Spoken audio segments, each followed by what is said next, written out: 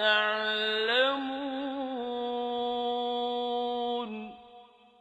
پس اگر نمیدانید از آگاهان بپرسید.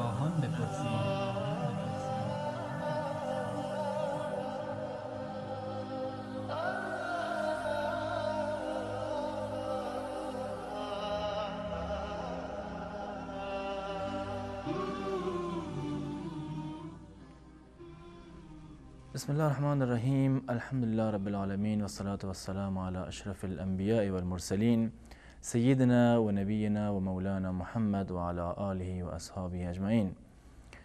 با عرض سلام و خسته نباشید خدمت شما بینندگان عزیز. در خدمت شما عزیزان هستیم با یکی دیگر از برنامه‌های پرسش و پاسخ که در این برنامه در محضر جناب استاد گرامی مولانا عبدالقدوس دهقان هستیم که خدمت ایشان نیز عرض سلام و خسته نباشید داریم و بفرمایید جناب استاد. منم خدمت شما جناب آقای عباسی و همچنین بینندگان عزیز و ارجمند عرض ادب و سلام دارم. به همگی عرض میکنم السلام علیکم و رحمت الله و برکاته و در خدمت جناب عالی و بینندگان عزیز و ارجمند خواهم بود. علیکم السلام و رحمت الله. جناب مولانا، اگر سوال اول بینندگان را که از طریق SMS فرستادن، یعنی سوال را از اینها شروع بکنیم. بیننده اول تقریبا شاید بر اساس اون عادت اشتباه و یا کلا یک سوالی یعنی کردن که خب شاید در بعض جا اینجوری عرفه و حتی ندونن که حکمش چیه و به چه صورته در کل. یعنی سوالشون به این صورته که کسی که 3 بار طلاق داده، طلاق زن خود را داده و برای بار 4م دوباره از روی جهل و عصبانیت اسم طلاق را گفته ولی در حضور زنش نبوده، آیا طلاق واقع شده یا نه؟ بفرمایید. الحمد لله رب العالمین و الصلاة والسلام علی نبینا محمد و علی آله و صحبه اجمعین. در مورد طلاق ما این مطلب را بارها خدمت بینندگان عزیز بیان کردیم که طلاق یک راه چاره هست برای برون رفت از مشکلات خانوادگی که هیچ گونه راه حلی غیر از طلاق نداشته باشند. بجای این که زن و شوهر در یک زندگی که عملاً براشون جهنم شده، الله متعال این طلاق رو مشروع قرار داده تا اینکه بتونند خودشون رو از این معضل در واقع نجات بدن. منتها طلاق یک روشی داره و کیفیتی بیان شده در شریعت اسلامی برای در واقع ایقاع طلاق و وارد کردن طلاق یا طلاق دادن زن و یک سری مراحلی هست که اگر واقعا انسان این مراحل رو در پیش بگیرد به همون گونه که در واقع در کتب فقهی به عنوان طلاق سنی از آن یاد میکنند، یعنی طلاقی که بر اساس سنت و آموزه های رسول الله صلی الله علیه و سلم هست، قطعا هیچ گونه پشیمانی و ندامتی پیش نخواهد اومد و این طلاق واقعا یک رحمتی خواهد بود.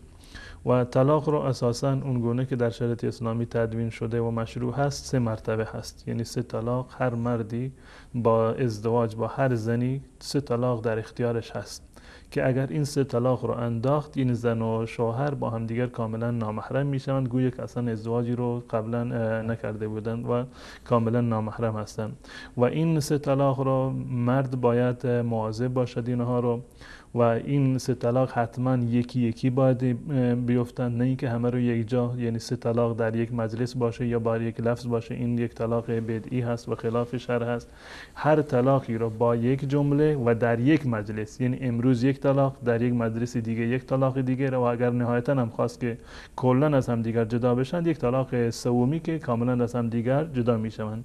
3 طلاق با 3 لفظ متفاوت، یعنی با 3 جمله متفاوت و در 3 جا و در 3 زمان متفاوت باید طلاق داده بشه. و این طلاق حتما باید در طهر باشه، یعنی در حالتی باشه که زن در حالت عادت ماهیانه نیست. این روش طلاقی هست که رسول الله صلی الله علیه و سلم برای ما بیان کرده و در قرآن کریم هم این مطلب رو الله متعال در سوره بقره برای ما کاملا واضح فرموده. این مطلب را که الطلاق مرتان فامساک بمعروف او تسریح باحسان. طلاق 2 مرتبه هست.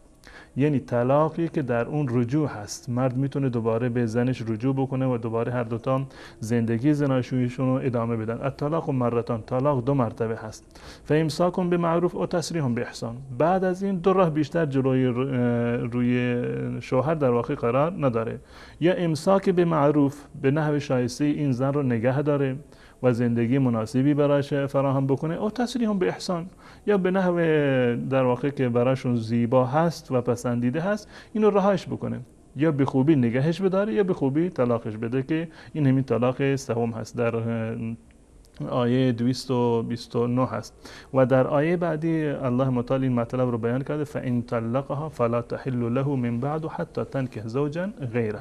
طلاق سوم رو وقتی که شوهر داد با اختیار خودش، فإن طلقها، اگر برای بار سوم طلاقش داد، این زن و شوهر بر همدیگر حرام میشوند و نمیتوانند دوباره با همدیگر در یک جا زیر یک سقف زندگی بکنند، زن و شوهر همدیگر باشند، مگر این که این زن برود با شوهر دیگری ازدواج بکند و اتفاقا هم شوهر بعدی اون رو طلاق بدهد، بعد اختیار داره میتونه با شوهر قبلش ازدواج بکنه. این 3 طلاق هست. طلاق اول و طلاق دوم رجعی حساب میشوند، یعنی به این معنی که زن شوهر حق رجوع داره، دوباره بگه من پشیمان هستم طلاق نمیدم. این 2 طلاقش افتاده، منتها الان این 2 زن و شوهر با همدیگر محرم از زن و شوهر همدیگر هستن. اما اگر طلاق سوم افتاد دیگه کاملا این یک بینونه کبرا هست، یعنی کاملا از همدیگر جدا میشوند و تا زمانی که زن شوهر دیگری نگیرد و خودش اون رو طلاق ندهد نمیتونن دوباره با همدیگر ازدواج بکنن. این مطلب است. پس بنابراین طلاق 3 مورد هست، 4 مورد ما نداریم، یعنی 4 تا طلاق نیست. با طلاق سوم زن و شوهر کاملا از همدیگر جدا میشن و این بینونه کبرا یعنی جدایی کبرا یعنی بزرگ میفته که در میان اونها که نمیتونن با همدیگر دوباره ازدواج بکنن مگر اینکه زن بره از شوهر دیگری بگیره. این که در این سوال اومده که برای بار 4م طلاق بده، برای بار 4م مجالی برای طلاق نیست. یعنی این زن و شوهر با همون طلاق سوم از همدیگر کاملا جدا شدن و طلاق 4می نمیفته، اصلا محلی وجود نداره که طلاق 4م در واقع بیفته. نکته دیگه هم در سوال بود؟ نه، فقط گفته طلاق آخری هم در حضور زنش نبوده. بله، این بحثی که در حضور زن باشه یا در غیر حضور زن باشه این در واقع یعنی لازم نیست، چه در حضور زن باشه، چه در حضور پدر و مادر زن باشه، چه در دادگاه باشه یا غیر دادگاه باشه، هر جا که مرد طلاق داد طلاق در واقع میشه و نیازی نیست که حتما در حضور زن باشه و نیازی نیست که حتما زن اطلاع پیدا بکنه. بدون اینکه زن اطلاع پیدا بکنه یا پدر و مادر زن اطلاع پیدا بکنن، وقتی که طلاق رو انداخت طلاق در واقع می شود و این طلاق معتبر هست و اگر طلاق سوم باشه زن و شوهر به صورت کلی از هم دیگر جدا خواهند شد. جزاکم الله خیر. بیننده بعدی پرسیدن در مورد سوالشون در مورد وامه که گفتن من با توجه به آگاه بودن از حرام بودن وام از روی ضرورت وام ازدواج را با 4% سود گرفتم. الان از عقوبت آن میترسم و نمیتونم زندگی عادیم را ادامه بدم. لطفاً راهنمایی کنید. در واقع ربا هیچ گونه شک و شبهه‌ای وجود نداره که در آیات قرآن و احادیث رسول الله صلی الله علیه وسلم حرمتش فراوان هست و هیچ گناهی رو الله متعال به معنی به مبارزه طلبیدن الله متعال به جنگ یا اعلام جنگ با الله متعال نیست مگر این بحث ربا و رباخواری که هر کسی که ربا میخورد در واقع عملاً به جنگ الله و رسول الله صلی الله علیه وسلم برخاسته. و برای گرفتن ربا و این یک گناه سنگینی که وجود داره که یکی از گناهان کبیره هست و اعلام جنگ با خداوند متعال و رسول الله صلی الله علیه وسلم هست، هیچ ضرورتی وجود نداره. یعنی هیچ ضرورتی به این اندازه نیست که ما بیایم با خود الله متعال اعلان جنگ بکنیم. بالفرض ما تصور بکنیم که موردی پیش اومد یکی برای نجات جان یک شخصی، نجات جان یک بیماری قطعا میدونست اگر در واقع قرض نگیرد، ربا نگیرد، این قطعا این انسان میمیرد، یا برای این در این اندازه میشه گفت که ضرورت است. اما در غیر این که کسی میخواد منزلش رو در واقع تکمیل بکنه یا مدل ماشینش رو عوض بکنه یا اینکه وسایل خانه بگیرد، یک کار و تجارتی رو راه بیاندازد، هیچ کدوم از اینها ضرورت شرعی برای این که انسان ربا بگیرد نیست. رسول الله صلی الله علیه وسلم در روایت که در صحیح مسلم هست لعنت کردند. ربا جزء معدود گناهانی هست که تمام کسانی که در گرفتن این ربا نقشی دارند مورد نفرین رسول الله صلی الله علیه وسلم قرار گرفتند. ایشون در روایت صحیح مسلم میفرمایند لعن الله آکل الربا و موکله و شاهدیه و کاتبه. الله متعال نفرین کرده یا الله نفرین بکند، لعنت الله متعال بر کسی که ربا بخورد و ربا بدهد، آکلیه و موکله، ربا خار و ربا دهنده هر دوتا در گناهشون یکی هست و هر دوتا مورد لعنت الله متعال قرار میگیرن. و شاهده، دو نفر شاهدی که شهادت دادن برای ربا گرفتن، و همچنین و کاتب، اون کسی که این ربا رو نوشته، و همچنین اون کسی که ضامن این ربا شده. یعنی هر کسی که به یک نحوی دخلی داشته و سببی بوده برای این که این ربا صورت بگیره، این از جانب رسول الله صلی الله علیه و سلم مورد نفرین قرار گرفته. و رسول الله صلی الله علیه و سلم میفرمان ما ظهر فی قوم الربا و الزنا الا احلوا بانفسهم عقاب الله. در هر ملتی که ربا و زنا رواج پیدا بکنه، اینا در واقع عذاب الله متعال رو خودشون گرفتند و طلبیدن برای خودشون و موجبات عذاب و عقاب الله متعال رو برای خودشون فراهم کردن. منتها ایشون خودشون میدونند که کار حرامی رو انجام داده، پشیمان هست از این که این کار رو انجام داده، دیده و دانسته این کار رو انجام داده، منتها امران ندامت سراغش اومده. هر گناهی رو، اهم از این که گناه شرک باشه، غیر شرک باشه، گناهان کبیره باشه، گناهان صغیره باشه، با توبه الله متعال اونها رو میبخشد. دروازه توبه هیچگاه بسته نیست برای انسان مگر تا زمانی که انسان به غرغره نرسیده و آخرین لحظات زندگیش نباشه. و در مورد توبه کردن از مال ربوی که انسان خورده، ربا داده، ربا گرفته، الله متعال در سوره بقره اینو کاملا برای ما بیان کرده و ان تبتم فلکم رؤوس اموالکم لا تظلمون ولا تظلمون. کسی که ربا میداده، ربا میگرفته، اگر توبهش این است که اون مواردی رو از ربا گذشته از کسی طلبی داره و این طلب ربوی هست، سود مالش هست، سود پولش هست، از کسی طلب دارد، اگر میخواد توبه بکنه، توبهش این است که از این به بعد اون سودی رو که مونده اون دوباره نگیرد، توبه بکند و اون سودی رو که طلب داره از مردم اون رو در واقع نگیره. و درباره کسی که در واقع سود میدهد، مجبور هست به یک بانکی، به یک فردی قراردادی رو منعقد کرده، ربایی رو گرفته، سودی رو گرفته، الان به اصطلاح اون مازادش رو، سودش رو باید پرداخت بکنه. اگر میتواند بانک را یا یک مؤسسه را یا یک فردی رو که از اون قرض گرفته، وام گرفته، قانع بکند که اصل مالش رو در واقع برگرداند، رأس المالش رو برگرداند، سودش رو برنگرداند، این اولاتر و بهتر هست. از نظر شرعی باید فقط اون مقداری رو که گرفته همون مقدار دوباره پس بدهد. منتها اگر امکانی وجود نداشت، بانک به هیچ عنوان راضی نمیشد که از سودش صرف نظر بکنه، یا یک فردی هم به هیچ عنوان راضی نمیشد که از سودش صرف نظر بکنه، گناهش برمیگرده به اون کسی که در واقع ربا رو میگیره. این یک فرد در واقع مجبور هست اینو می پرداخت بکنه، منتها باز هم استغفار بکنه از الله متعال که من رو مغفرت بکن. همون گونه که من قبلا هم عرض کردم، الله متعال هر گناهی رو، چه ربا باشه، چه زنا باشه یا هر گناه دیگری باشه که وابسته به حقوق الله متعال هست، گذشته از این که حقوق انسان رو باید پرداخت بکنه، حقوق الله، حقوق العباد باشه.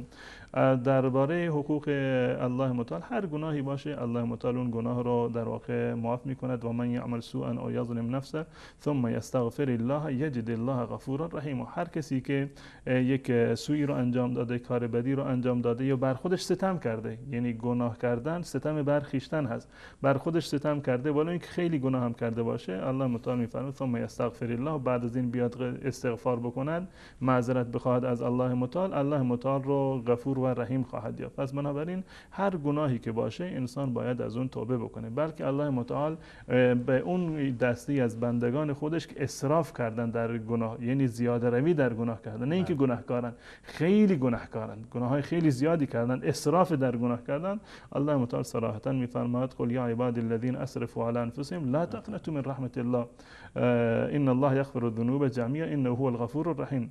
ای آن دسته از بندگان من که شما بر خودتون اسراف کردید و در مورد انجام دادن گناهان خیلی گناه انجام دادید، از رحمت الله متعال ناامید نباشید، زیرا که الله متعال تمامی گناهان رو میبخشد و الله متعال غفور و رحیم هست. پس بنابراین چه گناه ربا باشه یا گناه دیگری باشه، هر گناهی رو که انجام داده، چه در حق الله باشه یا در حق بندگان الله باشه، با اون شرایطی که توبه داره، الله متعال قطعا توبه پذیر هست و امیدواریم که الله متعال، اولا من تبریک عرض میکنم خدمت این بیننده من که واقعا احساس کردند که گناهی رو انجام دادن، توبه کردن، الله متعال توبهشون رو قبول بکنه و همچنین تمامی کسانی را که مبتلا به ربا یا گناهان دیگر هستند، الله متعال توفیق عنایت بفرماید به همه که توبه بکنند و توبه همه رو ان شاء الله الله متعال بپذیره.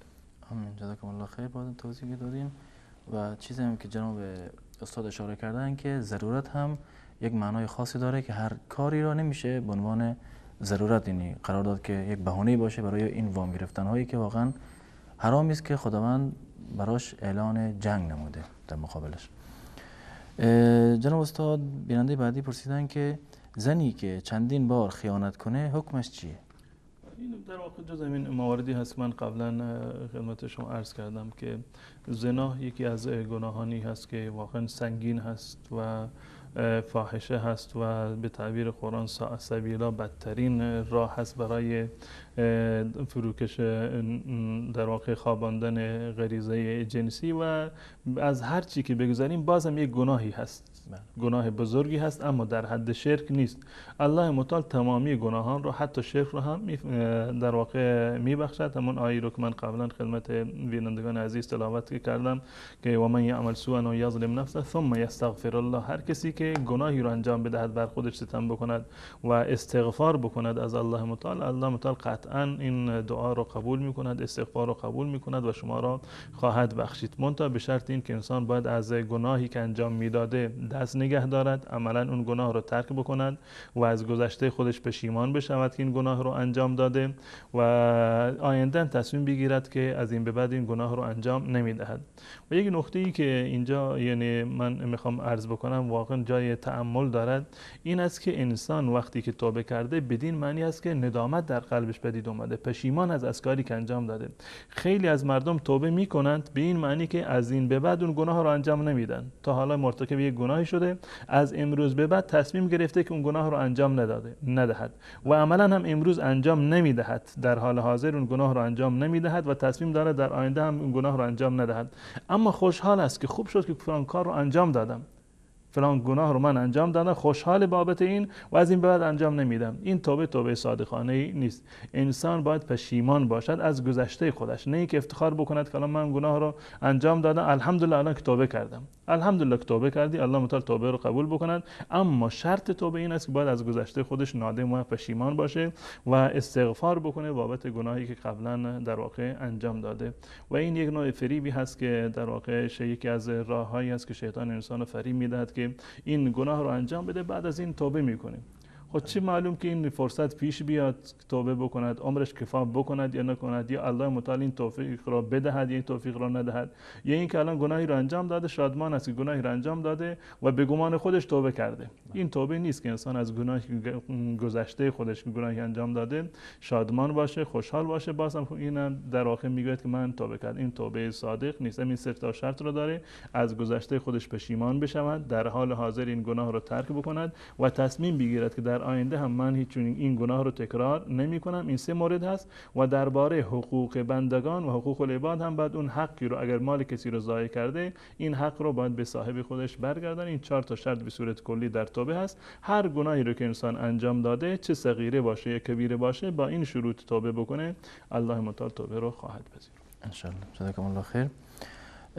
بیننده بعدی پرسیدن که اگر این بینندهمون یعنی اگر از جنبه دیگری سوال کردند که حکم بالفرض این که در سوال بود که ازدواج کرده، سوال شما زنی که چون زنی نگفت دختری شاید بالفرض این جنبه رو من توضیح بدم که اگر واقعا شوهر داشته باشه، اگر شوهر داشته باشه، شاید سوال این باشه که عقد ازدواجشون به چه صورت، خیانت کرده به شوهر خودش، آیا اون عقد ازدواج باطل شده یا باطل نشده؟ عقد ازدواجی که با شوهرش بسته شده شرعاً اونو بستن، این عقد سر جای خودش هست. یک گناهی رو انجام داده، از این توبه بکند. اون ازدواجی که کرده و نکاحی که بسته سر جای خودش هست، اون در واقع فسخ نمی شود با این خیانتی که انجام داده و زنایی رو که انجام داده. منتها این گناهی هست که انجام داده، هم در حق الله متعال، هم خیانتی از به شوهرش خیانت کرده، باید توبه بکند و ان شاء الله که الله متعال اون کسانی را که صادقانه توبه میکنند قطعا توبهشون رو میپذیرد. جزاکم الله خیر. بیانده بعدی از بندر عباس پرسیدن که آیا من میتوانم با پسر خاله‌ام که از مادر بزرگم شیر خورده ازدواج کنم؟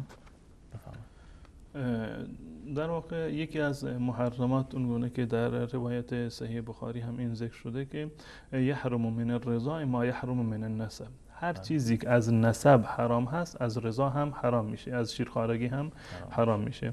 ایشون وقتی که سوالشون این بود که از پسر خالشون از مادر بزرگشون شیر خورده آیا میتونه باشه؟ بله، پسر خالشون که از مادر بزرگشون شیر خورده در واقع میشه داییشون. ازدواج با دایی جایز نیست، پس بنابراین این هم ازدواج حرامی هست و قطعا جایز نیست چون این ازدواج صورت بگیره.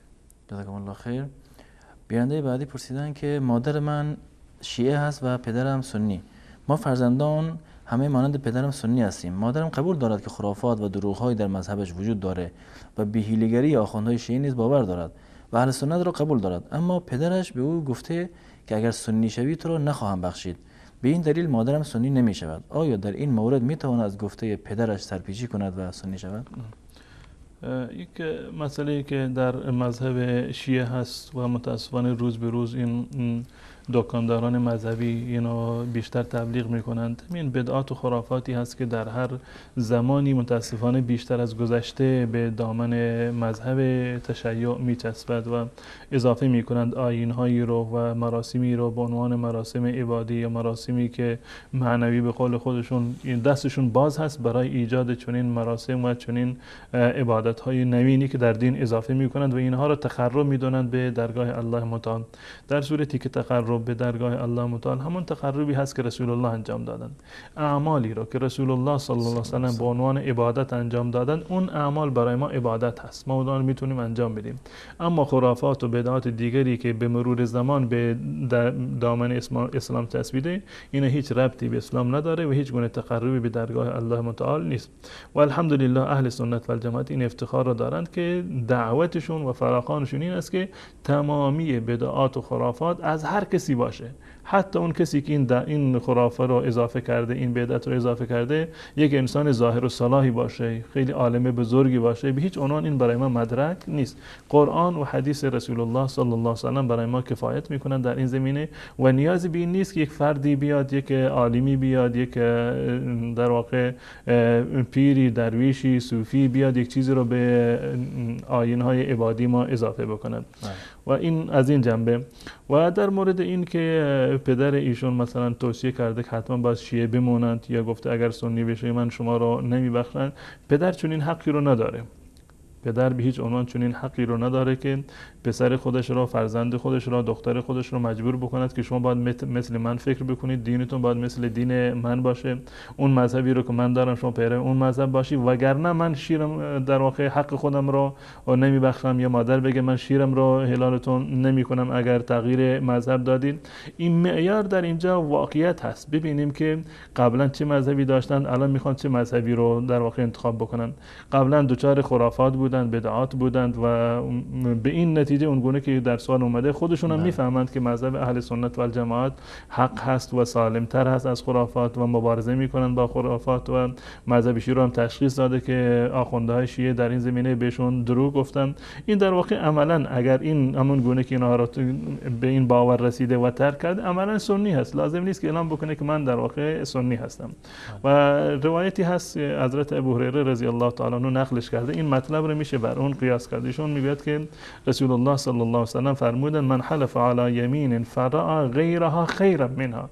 یک کسی سوگندی خورد من فلان کار رو انجام نمیدم، سوگند خورد، نذر کرد که من فلان کار رو انجام نمیدم، منتها بعدا متوجه شد که اون کاری که من سوگند خوردم که انجامش ندم اون بهتر هست، اون حقه، من در اشتباه بودم، سوگند خورده که فلان کار رو انجام نمیدهد، الان متوجه شده که فلان کار یک کار خیلی خوبی هست و کار پسندیده است. رسول الله میفرمایند که فلیکفر عن یمینه ولیفعل، کفاره یمین بدهد چون که نذر کرده و قسم خورده، کفاره یمین بدهد، اون کار رو باید انجام بده.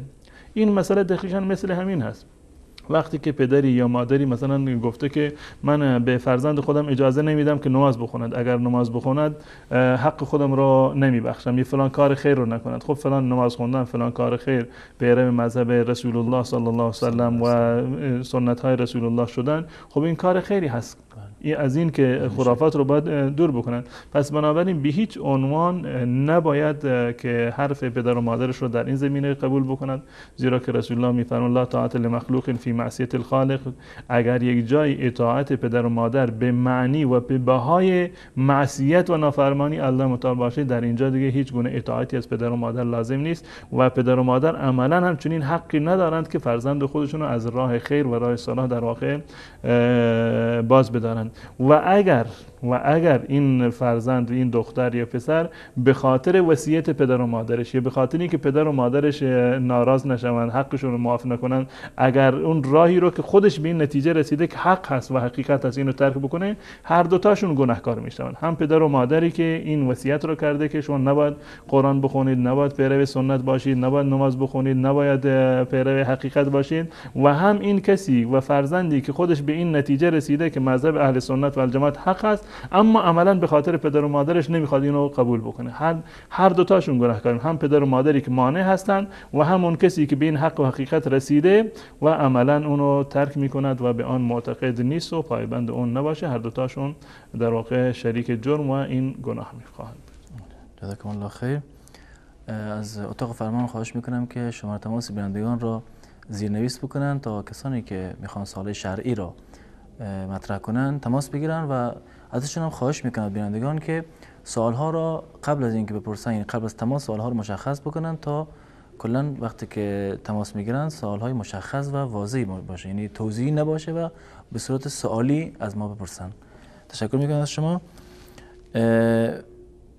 یکی از بینندگان پرسیدن که من یکی از بندگان خداوند متعال هستم که یک کار اشتباه کردم که بعدش به قسم خوردن مجبور شدم. حالا چه کار کنم که رب از من راضی باشه؟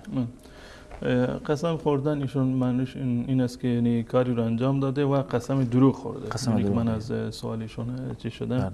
این قسم دروغ در واقع کفاره رو نداره.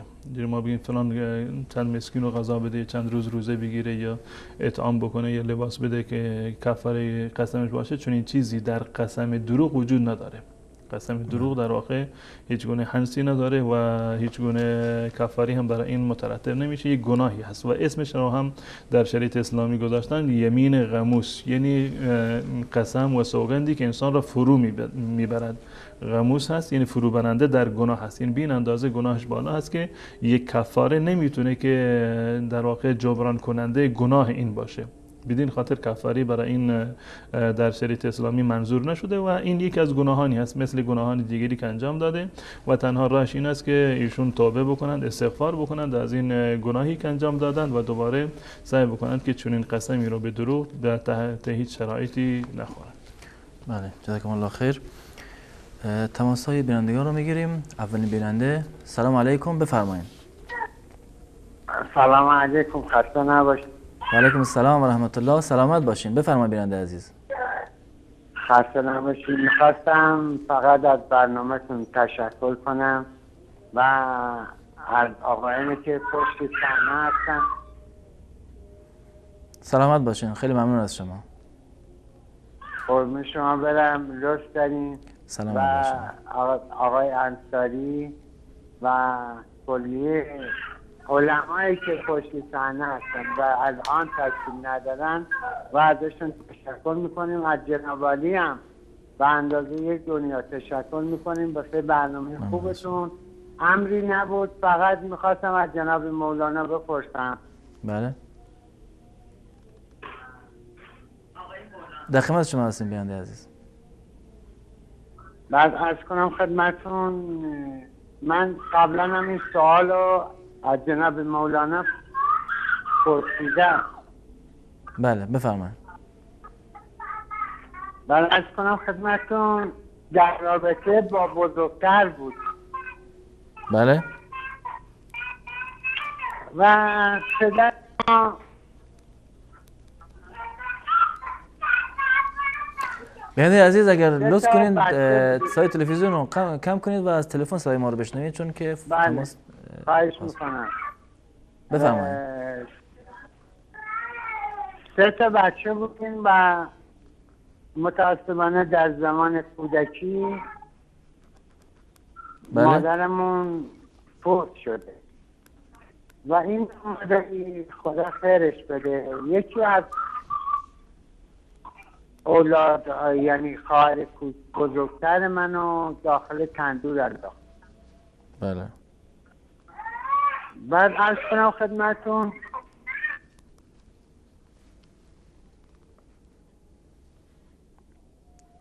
بنده هم در سن 9 سالگی در شهر غربت زندگی کردم.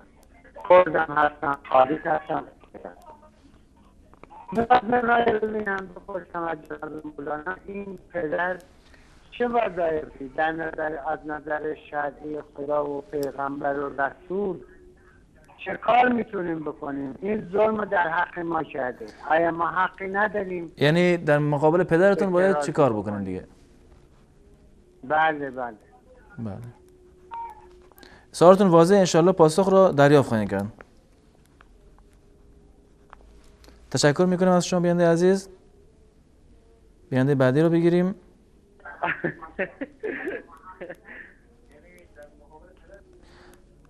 سلام علیکم، بفرمایید. خط شد. سلام علیکم، بفرمایید بیننده عزیز.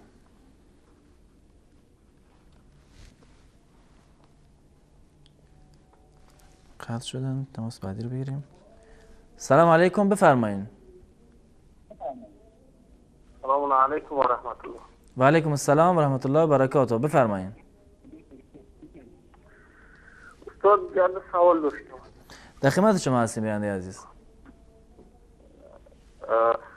وقتی که اقتدا میکنن یعنی مقتدی از عقیده قفای امام یعنی بله بله. سوره حمد رو میخوند یا اینکه نه؟ بله تشکر میکنم. سوال دیگه هم داریم بیننده عزیز؟ سوال بله بله. زنی که شوهر دارد آیا موی سرش رو کوتاه کند اجازت هست یا اینکه نه؟ بله. خدا حافظ شما. سلامت باشین.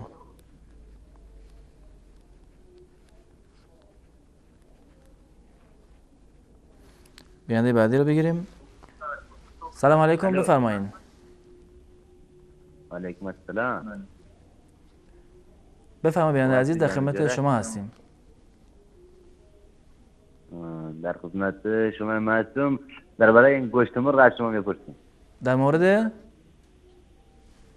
گوشت مرغ. بله. این بعد ملا صاحب میگین حرام است، است این چجوری است؟ اینا شما معلومات بگیرم. سوالتون ببخشید واضح نبود. گوشت ذبح شده. یعنی ذبحی که میکنن. بله انشالله پاسخ دریافت میکنم. تشکر میکنم از شما. بیننده بعدی رو میگیریم. سلام علیکم، بفرمایید. من یک مشکلی دارم، هر وقت زوم میشکنه. بله. من رفتم از تهران. بله در خدمت شما هستیم. سوالتون رو اگه میشه دوباره مطرح کنید. زارم قطع شد. سلام علیکم، بفرمایید. سلام علیکم، بفرمایید بیننده عزیز.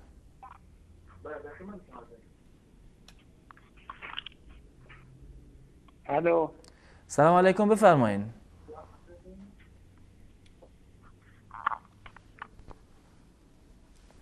من از بینندگان عزیز خواهش میکنم که کسانی که تماسشون وصل میشه فقط از تلفن صدای ما رو بشنون، چون کلا مشکل برای همین پیش میاد وقتی که تماس وصل میشه. سلام علیکم، بفرمایید. سلام علیکم. و علیکم السلام و رحمت الله، بفرمایید. سلام علیکم.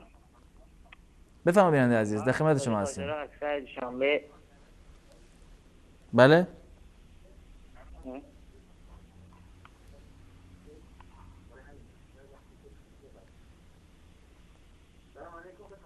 سلام علیکم. و علیکم السلام و رحمت الله، بفرمایید. اگر صداتون رو بلندتر کنید چون صداتون خیلی پایین بیننده عزیز. از شهر دوشنبه زنگ میزنم. بله. یک سوال دارم. در خدمت شما هستیم.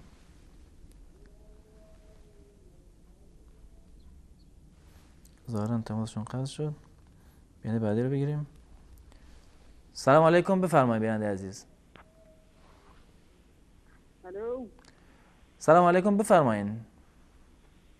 الو. صدای شما داره پخش میشه و منتظر سوال شما هستیم. عرب معین. اگر لطف کنید به فارسی صحبت کنید، چون بالاخره بینندگانی که صدا رو میشنون فارسی زبان هستن. تماسشون قطع شد. سلام علیکم، بفرمایید. الو، سلام علیکم. و علیکم السلام و رحمت الله، بفرمایید. خسته نباشید. حال شما خوب؟ سلامت باشین، در خدمت شما هستیم، بفرمایید. ببخشید یک سوال داشتم. بفرمایید بیننده عزیز. تقریبا من الان 6 سال خانه دارم. خب بله. بعد اوایل زندگیمون مشکل داشتیم. بله. من همینجوری مثلا خب بعد گفتم طلاق. بعد زنم هم نبود خونه. خب بله. الان میخوام ببینم این یعنی در یک جلسه 3 بار پشت سر هم گفتی طلاق یا در جلسات بله. متفاوت؟ خب ببخشید، یعنی این تکرار طلاق در یک جلسه بود یا چندین بار در چندین جا؟ نه، فقط یه سری، مثلا اونم خانوم نبود خونه. بله. این چیه حکمش؟ انشالله پاسخ دریافت خواهیم کرد. چون هر 6 سالم دارم زندگی میکنم، بعد بچه‌م دارم. بله، سوالتون واضحه، انشالله پاسخ را بعد از تماس دریافت میکنیم. تشکر میکنم از شما. بیننده بعدی رو بگیریم. سلام علیکم، بفرمایید. سلام علیکم. و علیکم السلام و رحمت الله و برکاته، بفرمایید. باشید، خدمت شما و آقای جناب استاد عبدالقدوس عرض ادب دارم. من سوالم این هست که آیا میشه قبل از اسلام اعتقاد داشت به این که باید حتما افراد در قبل از اسلام چیز باشن، مسلمان باشن؟ یعنی ما باید حتما بگیم تمام افراد قبل از اینکه پیامبر اسلام بعثتش رخ بده باید اینها ما مسلمان باشن. به این بهونه بیایم به پدران همدیگه توهین کنیم، بگیم پدران شما قبل از اسلام اینجور بودن اونجور بودن. من این نکته رو می‌خواستم آقای عبدالقدوس به عنوان یه برادر بزرگتر به جناب استاد انصاری بالاخره اشاره بکنن که لطفاً به قومیت‌ها قبل از اسلام اینجوری توهین نشه. ما نیتمون این هست که اسلام برای ما خیلی کارها کرده و واقعاً خوب بوده و واقعاً مفید بوده برامون، اما نه اینکه بیا تا اینجا که بخوایم برسیم بگیم. سوالتون واضحه بیننده عزیز و مشخص هست. انشالله از برادر بزرگتری مثل آقای سجودی استفاده نمیکنه. آخه مثلا ایشون بالاخره نظرش خوب بود، این که اومد گفت چرا ناراحت شد. بیننده عزیز انشالله سوالتون یعنی حرفتون واضحه و رسید و انشالله پاسخ رو دریافت خواهیم کرد باذن الله. مشکل نیست، تشکر میکنیم. چون از بینندگان گفتیم که بیشتر مسائل انشالله سوالای شرعی باشه و کسی که انتقاد و حرفایی هم داره با روابط عمومی تماس بگیره. تشکر میکنم بیننده عزیز. بیننده بعدی رو بگیریم. سلام علیکم، بفرمایید. بفرمایید، در خدمت شما هستیم. شبکه وصال حق و منتظر سوال شرعی شما هستیم. فقط صدای ما رو از تلفن بشنوید بیننده عزیز.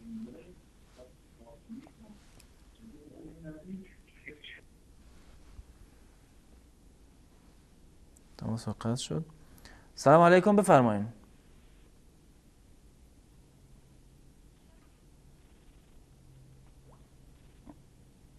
سلام علیکم، بفرمایید بیننده عزیز. سلام علیکم. و علیکم السلام و رحمت الله، بفرمایید. محترم. سلامت باشین. در خدمت شما هستیم، اگر سوال شرعی دارین بفرمایید. بله، سوال درباره عقیده هست که همون به شریعت برمیگرده.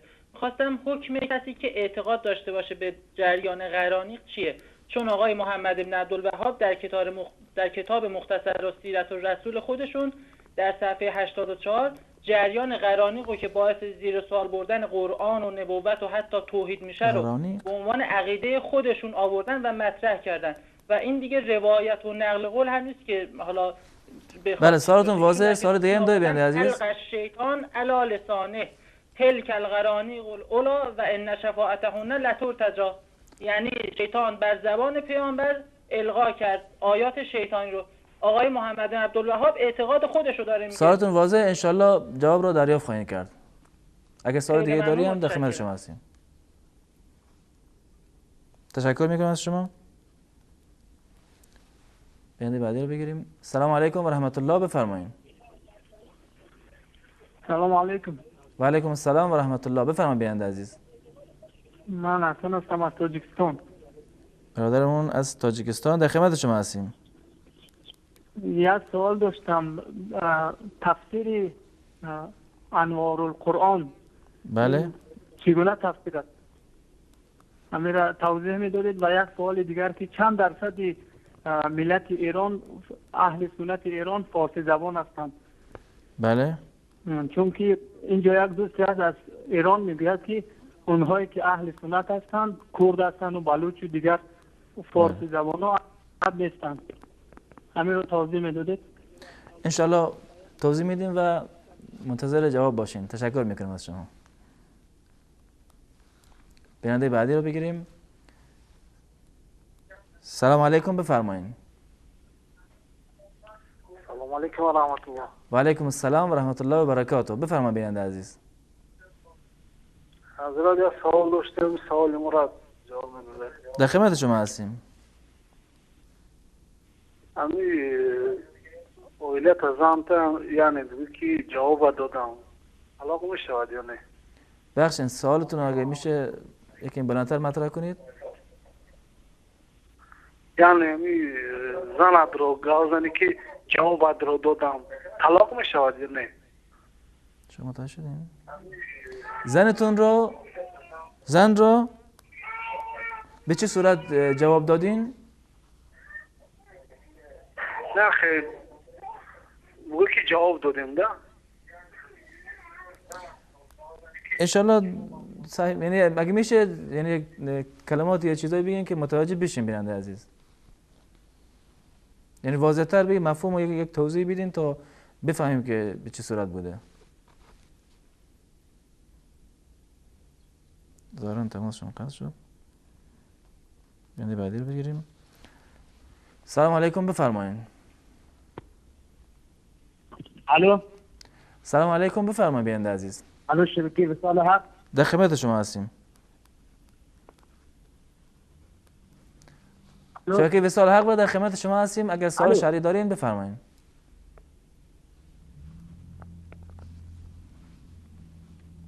الو، شبکه وصال حق. شبکه وصال حق و برنامه پرسش و پاسخ در خدمت شما هستیم. منتظر سوال شرعیتون هستیم. من می‌خواستم سوال کنم، اگر کسی افکار بد داشت آیا براش گناه حساب میشه؟ بله، با افکار بد. اگر کسی افکارش بد بود این براش گناه حساب میشه، افکار بد داشت. بله. تشکر میکنم از شما. بیننده بعدی رو بگیریم. سلام علیکم، بفرمایید.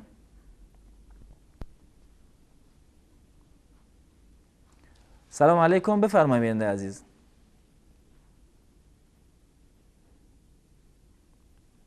سلام علیکم، بفرمایید.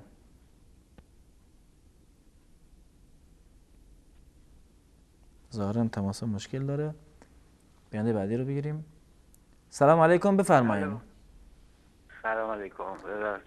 و علیکم السلام و رحمت الله، بفرمایید. ببینم چه حیوانی گوشتش نه؟ چه حیوانی؟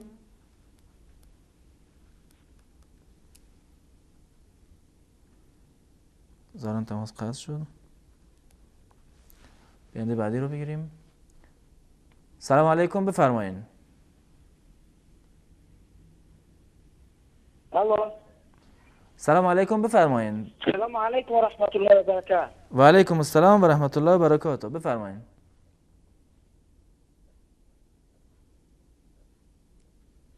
من از بینندگان خواهش میکنم که صدای ما رو از تلفن بشنون، یعنی منتظر پخش صداشون از تلویزیون نباشه چون که تأخیر داره. بیننده بعدی رو بگیرم. سلام علیکم، بفرمایید.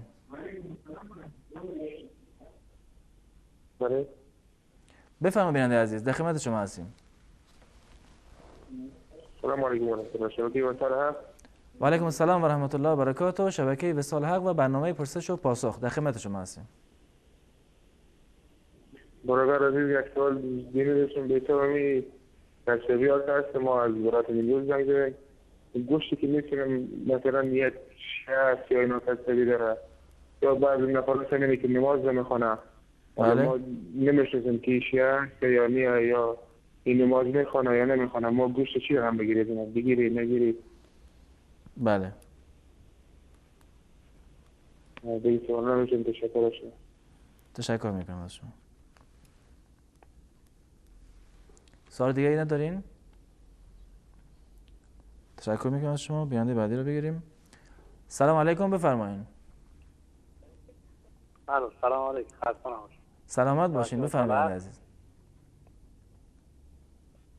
میخواستم بپرسم که موردی که فوت میکنه بله براش یه پول همین پسرش یا برادرش اینا چیز میکنه، اسقاط میکنه. بله چجوری الان قربان اسقاط میکنه؟ ملاقبی میفته درست الان که ملاقب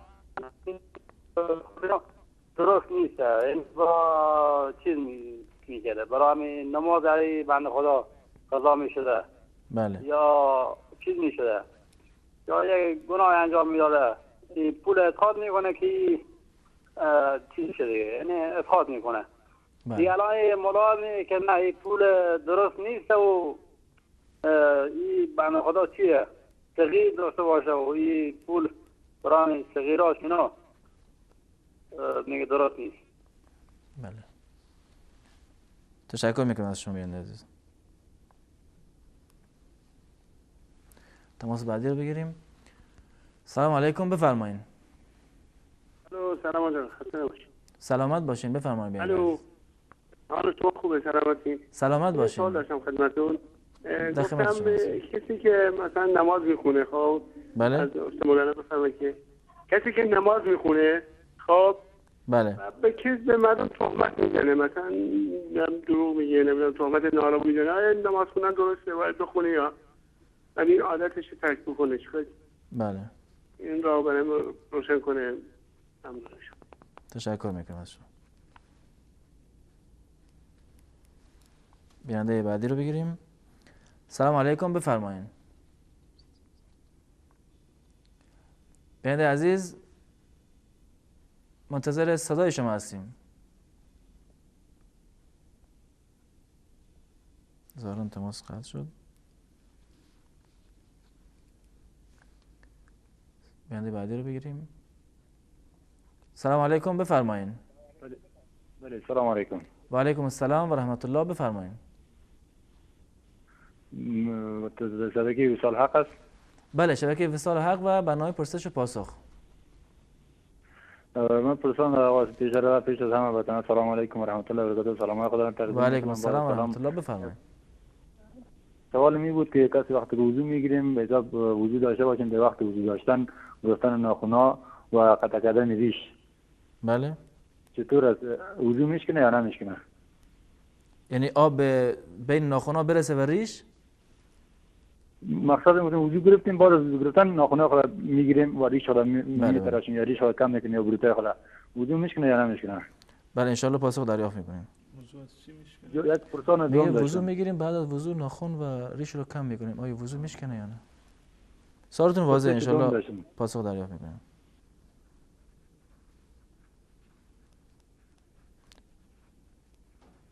بیننده بعدی رو بگیریم.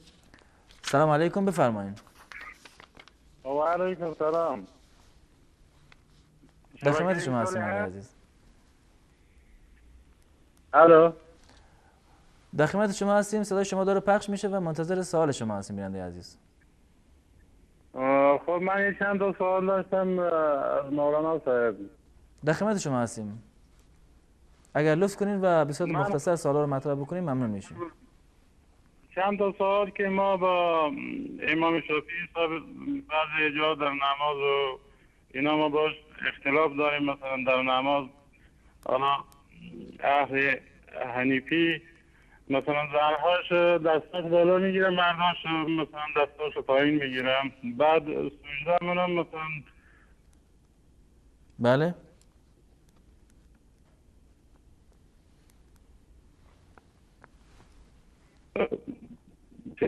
بعد امام شافعی میگن که آمین گفتن باید بلند بگیری و ما امام ابو حنیفه هم میگه که نه باید خفیف یعنی مخفی بگیریم.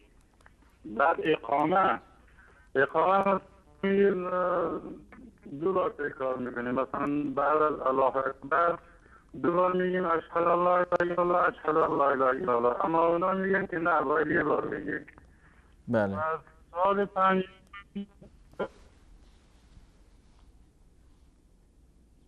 سوال شما واضح و یعنی تا اینجا سوالا رو گرفتم به مسئله که اختلافی که مطرح کردین گرفتیم. اگر سوال دیگه دارین هم میتونید دوباره زنگ بزنید و بقیه سوالا رو مطرح کنید. تشکر میکنم از شما. بیننده بعدی رو بگیریم. سلام علیکم بفرمایید. سلام علیکم بفرمایید.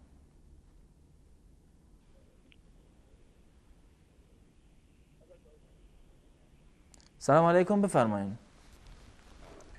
و علیکم سلام رحمت الله تعالی و برکاته.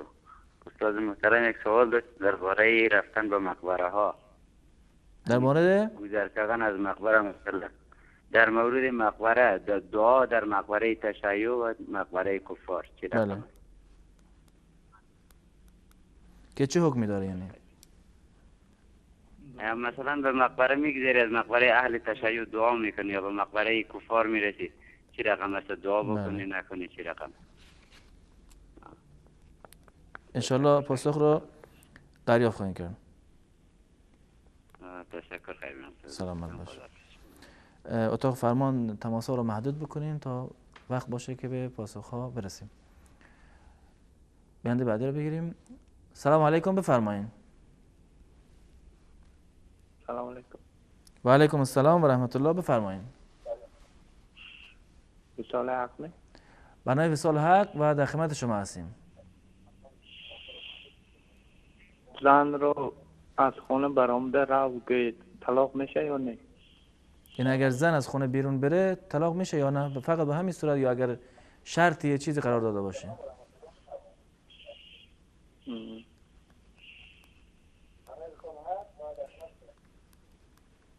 خوبه.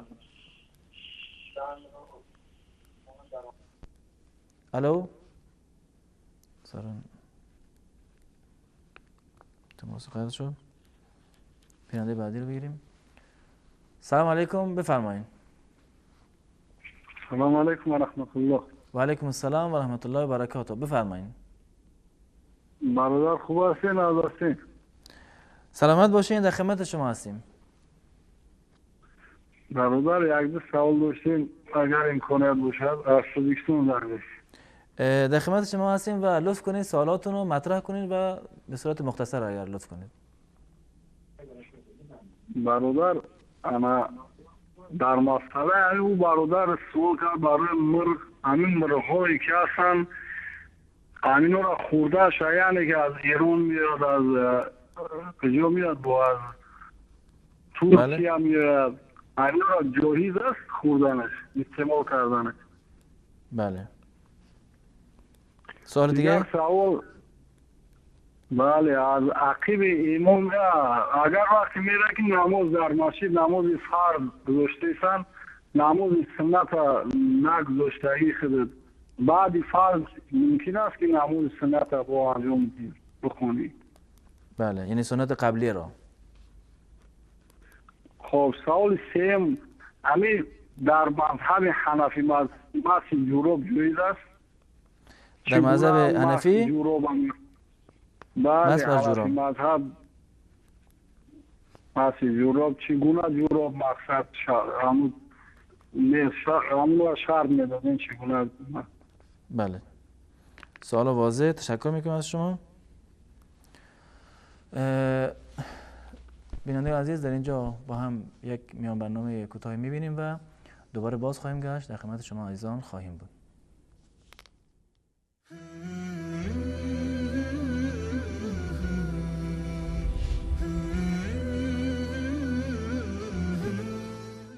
عشق دل خواهد که وصف همسر طه کند، آن که تطهیر و ثنایش ایزد یکتا کند. توسن طبعم ز شورش صد نوا دارد به دل، مرغ بی پر چون سفر بر عرصه عنقا کند. دختر صدیق اکبر در حیا و عفتش، او که نقش مادری اندر جهان ایفا کند.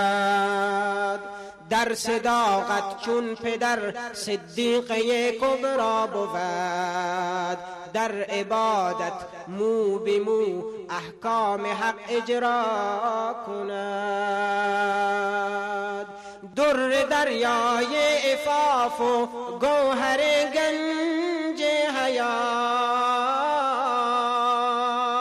در دریای عفاف و گوهر گنج حیاست. عفتش یاد از حیای مریم عذرا کند. عایشه روشنگر چشم رسول الله بود، عایشه روشنگر چشم رسول الله بود. حافظ قرآن پاک و هم حدیث القا کند. او نشان فقه و دانش قطب اقیانوس علم، کی مقامی این چنین زن در جهان پیدا کند. هدیه کرد او را به پیغمبر خدای مهربان، هدیه کرد او را به پیغمبر خدای مهربان، تا محمد را برای مسلمین معنا کند. مدح این مادر میان سوره نور آمده، منشأ پاکی او را خالق مولا کند. سوره ای کز نور او دلها سراسر نور شد، کیست و آنکو سوره و آیات را حاشا کند.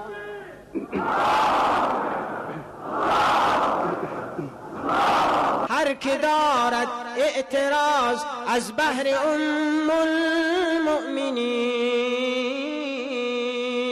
هر که دارد اعتراض از بهر ام المؤمنین، سوره و آیات او را لعن و هم رسوا کند.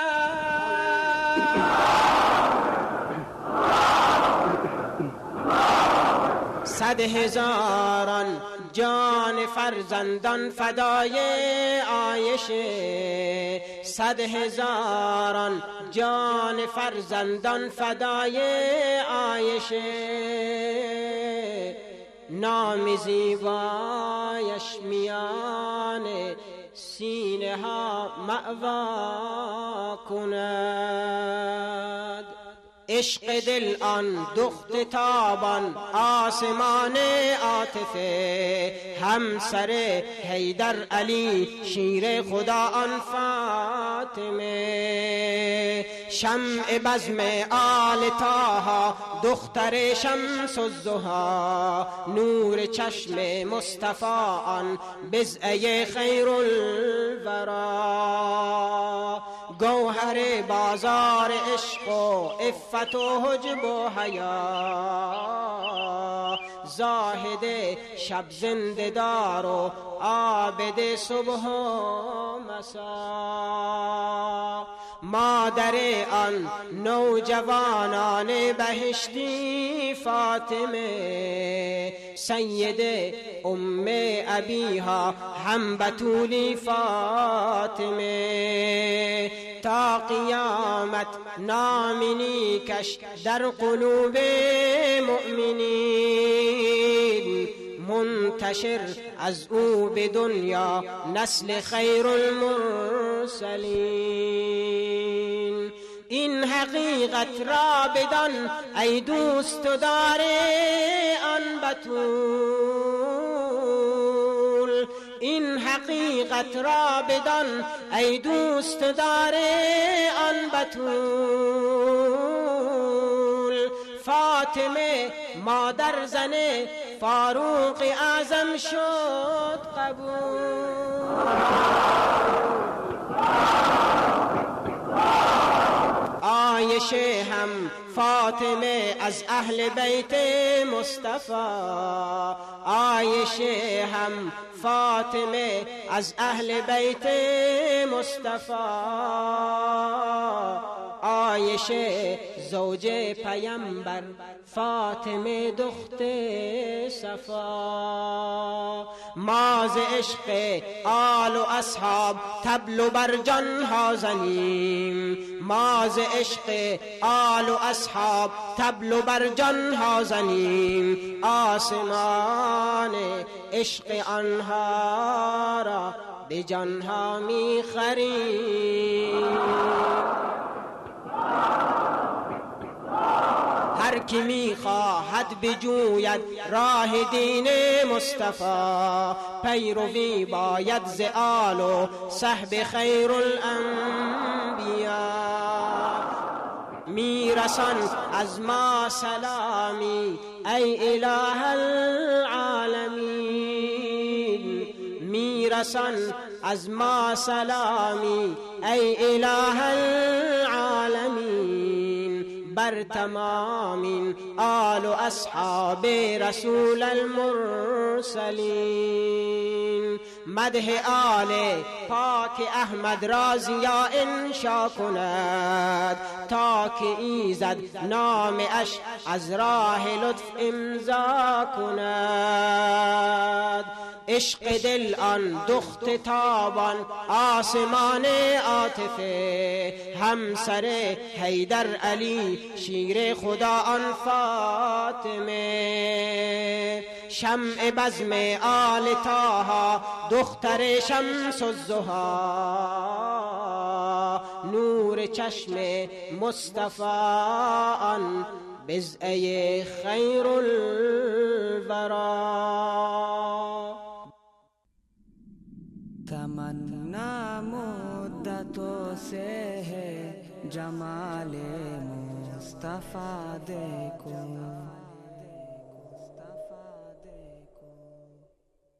تمنا مدتوں سے ہے جمال مصطفیٰ دیکھو، تمنا مدتوں سے ہے جمال مصطفیٰ دیکھو، امام الانبیاء دیکھو، حبیب کبریا دیکھو، وہ جن کے دم قدم سے صبح نبی روشنی پائی، وہ جن کے دم قدم سے صبح نبی روشنی پائی، منور کر دیا جس نے فضا و رہنما دیکھو، منور کر دیا جس نے فضا و رہنما دیکھو، تمنا قلب مضطر کی وہ در بے بہا دیکھو، تمنا قلب مضطر کی وہ دور بے بہا دیکھو قدم باہر مدینہ سے تصور میں مدینہ ہے قدم باہر مدینہ سے تصور میں مدینہ ہے الہی یا الہی عظمتوں کی انتہا دیکھو الہی یا الہی عظمتوں کی انتہا دیکھو یہ دنیا بے ثبات و بے وفا و غم کا گہوارہ یہ دنیا بے ثبات و بے وفا و غم کا گہوارہ یہ ہے مطلوب دار بے وفائی میں وفا دیکھو یہ ہے مطلوب دار بے وفائی میں وفا دیکھو تمنا مدتوں سے ہے جمال مصطفیٰ دیکھو میرے مولا یہ موقع دے کہ ختم الانبیاء دیکھو میرے مولا یہ موقع دے کہ ختم الانبیاء دیکھو شفیق از نفس مادر ماں نبی مجتبیٰ دیکھو شفیق از نفس مادر ماں نبی مجتبیٰ دیکھو در جنت پہ حاضر ہو رسول پاک کے ہمراہ در جنت پہ حاضر ہو رسول پاک کے ہمراہ شفاعت کا یہ منظر یا خدایا میرا رضا دیکھو شفاعت کا یہ منظر یا خدایا میرا رضا دیکھو تمنا مدتوں سے ہے جمال مصطفیٰ دیکھو امام الانبیاء دیکھو حبیب کبریا دیکھو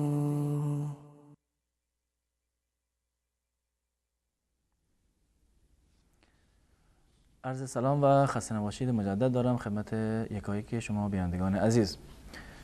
جناب مولانا اولین بیننده که سوالشون رو مطرح کردن بیشتر در مورد احترام به بزرگترها بود و مقدار زندگیشون رو در کودکی خودش و چند نفر از برادرانش و خواهرانش رو تعریف کرد و در مقابل این قضیه گفت که در مورد احترام به پدر و مادر در مقابل پدری که در حق آنها در کودکی بدی کرده چگونه باید برخورد کرد؟ یعنی سوالشون در کل به این صورت. بسم الله الرحمن الرحیم. حقوقی رو که در شریعت اسلامی بیان شده یک حقوق دو طرفه ای هست. هم پدر بر فرزند حق دارد و هم فرزند بر پدر و مادر حقوقی را دارد و هر کسی باید حقی رو که برگردنش هست این حقوق را باید به صاحب حق کاملا پرداخت بکند همان گونه که خویشاوندان دیگر بر یکدیگر حق دارند هر خویشاوندی بر خویشاوندان دیگر افراد خانواده برادر با برادر برادر با خواهر و بقیه اعضای خانواده بر هم دیگر خویشان و قومان بر هم دیگر حقی دارند به عنوان صله رحم که این حقوق را هر یکی باید به جای خودش انجام بدهد و این مطلب که یک انسانی در حق خودش کوتاهی کرده در حقی که باید به فرد دیگری بدهد مانند این که پدر در حق فرزند کوتاهی کرده یا فرزند در حق پدر کوتاهی کرده یک برادری در حق برادر خودش کوتاهی کرده آیا این میتواند یک بهانه‌ای باشد آیا میتواند یک مجوزی باشد برای این که ما هم در حق اون کسی که در حق ما کوتاهی کرده ما هم کوتاهی بکنیم ما هم حقوقش رو پرداخت نکنیم این از نظر شرعی امر پسندیده ای نیست اگر پدر در حق شما کوتاهی کرده، قطعا الله متعال او رو مؤاخذه خواهد کرد. گناهی بوده که خود پدر انجام داده و به شما هیچ گونه ارتباطی رو نداره. و شما اگر هم در حقی که شما پدر شما بر گردن شما دارد کوتاهی بکنید، شما هم جداگانه مؤاخذه میشوید. بدین معنی نیست که چون که پدر کوتاهی کرده پس بنابراین فرزند هم کوتاهی بکند.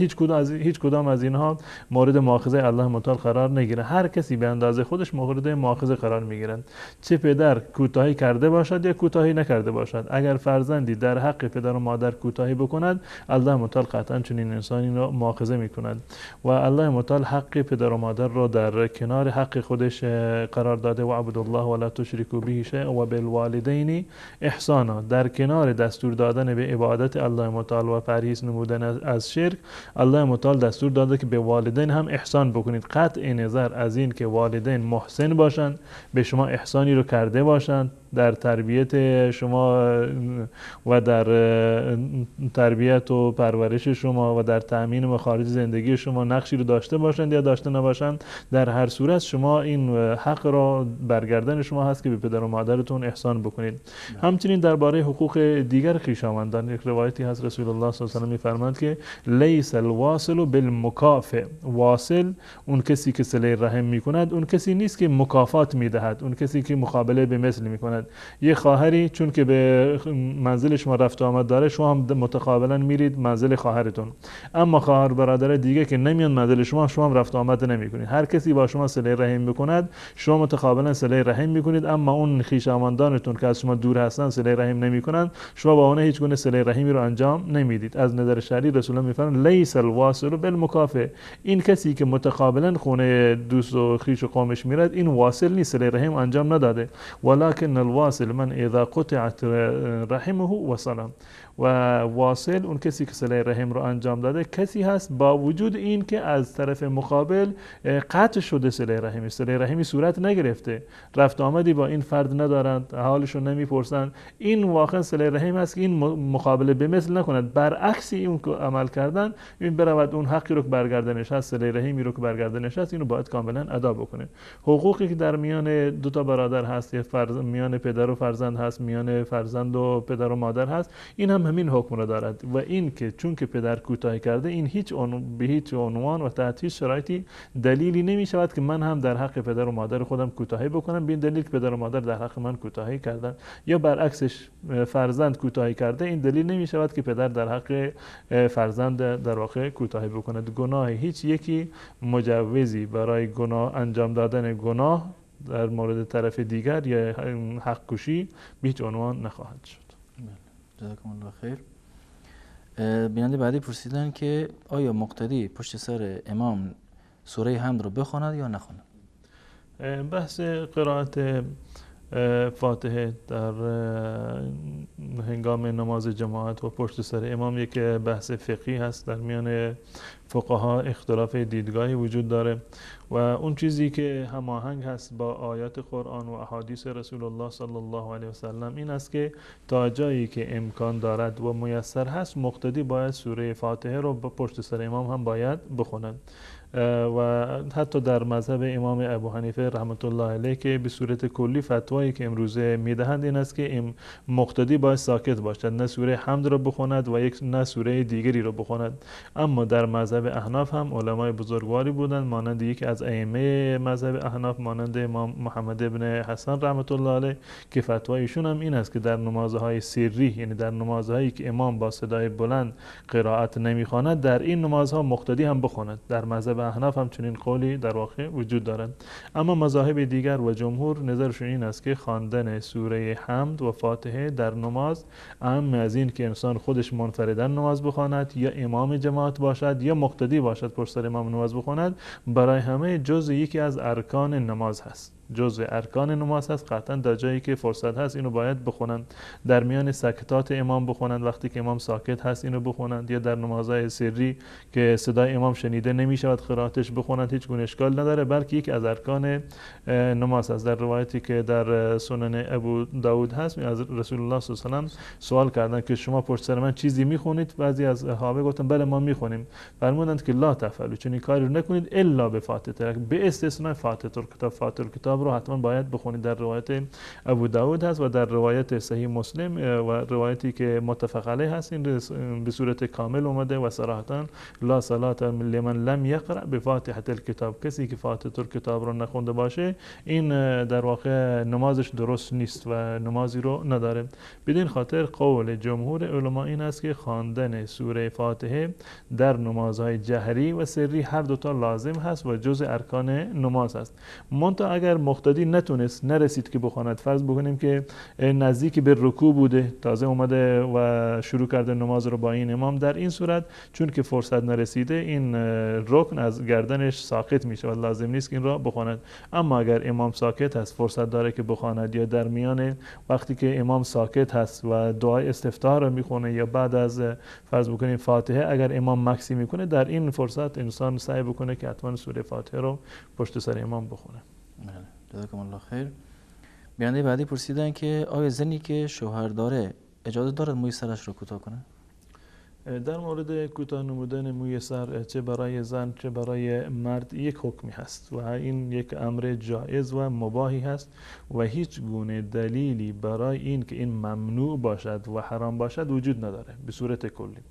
یعنی کوتاه کردن موی سر هم برای مرد جایز هست و حلاله و هم برای زن و هم برای مرد، هر دوتا جایز و حلال هست. منتها یک نوع ضوابطی در شریعت اسلامی وجود داره خصوصا برای زنان. اولا اینکه این تشبیه به مرد نباشه، تشبیه به مرد یعنی به اندازه کوتاه نکنه که اگر کسی ببینه تشخیص ندهد که این مرد هست یا زن هست، یا به اندازه مدل هایی که معمولا مردان از اون استفاده بکنن به اون اندازه نباشه، زیرا که رسول الله صلی الله علیه و سلم زنانی را که خودشون رو مرد نما میکنند، یعنی به شکل مردان در و به مدل مردان در میآورند، و همچنین مردان زن نما را که خودشون رو مدل زنانه در واقع انتخاب میکنند، این مدل ها رو هر دو تا رو مورد منع قرار داده. شرط اولش این است که کوتاه کردن مو برای زن جایز هست، اهم از این که عروسی کرده باشد یا عروسی نکرده باشد، منتها به دو شرط. اول به شرط این که شبیه به مردان نباشه، مدل مردانه برای خودش انتخاب نکنه برای موی سرش. دوم این که تشبیه به کفار نباشه، چون که فلان زن کافره فرض کنیم فلان مدل رو داره من به اون مدل در میاره، این تشبیه به کافرات است، اینم جایز نیست. منتها اگر زنی موی سرش طولانی هست و بلند هست و اونو میخواد یه مقداری کمترش بکنه، برای نظافتش مشکل داره یا اصلا برای زیبایی هست به خاطر آرایش این کار رو انجام میده، از نظر شرعی هیچ گونه ممانعتی وجود نداره و کاملا جایز است. و قبلا هم عرض کردم هیچ گونه دلیلی در شریعت نه در قرآن و نه در احادیث رسول الله صلی الله علیه و سلم که کوتاه کردن موی سر رو برای زنان حرام گفته باشه، چون این دلیلی ما نداریم. چیزی که حرام هست تشبه به مردان حرام هست و همچنین تشبه به زنان کافر که دنبال مدل گشتن هست. اما کوتاه کردن به صورتی که از مویش در واقع بلند باشه هیچ گونه اشکالی رو نداره. و حتی همسران رسول الله صلی الله علیه و سلم ما این رو داریم که برخی از همسران رسول الله صلی الله علیه و سلم بعد از وفات رسول الله صلی الله علیه و سلم موی سرشون رو کوتاه میکردن، زیرا که در اون زمان در جامعه عرب اون زمان بلند کردن موی سر یک زینتی بوده. بلند کردن موی سر حتی در بسیار از جامعه امروزه هم این گونه هست که بلند کردن مو برای زن، موی بلند یک نوع زینت و آرایشی محسوب می شوند. در زمان ابتدای اسلام هم این گونه بود. زنان و امهات المؤمنین همسران رسول الله صلی الله علیه و سلم در زمان حیات رسول الله مویشون رو کوتاه نمی‌کردند، زیرا که به عنوان یک آرایش و زینت محسوب میشه برای رسول الله صلی الله علیه و سلم. اما بعد از رسول الله مویشون رو کوتاه می‌کردن، گفتم ما الان دیگه نیازی به زینت نداریم. یعنی این که پس بنابراین کوتاه کردن موی سر جایز هست. در آن زمان بلند کردنش زینت بوده، در این زمان در بسیار از جاها کوتاه کردنش زینت هست. جایز هست زن موی سر خودش را کوتاه بکند، اما از این که شوهر کرده باشد یا اینکه مجرد باشد، منتها به دو شرط که شبیه به مردان نباشد و پیروی از مدل های بیگانگان و ادیان دیگر و کفار نباشد. جزاکم الله خیر. بیننده بعدی که ایشون بودن از تاجیکستان و یک دیگر از بیننده ها هم از تاجیکستان تماس گرفتن، در مورد گوشت هایی که به صورت بسته بندی شده از کشورهای دیگه میاد سوال کردن که آیا خوردنش حلال است یا حرام؟ گوشت مرغ ها. بله.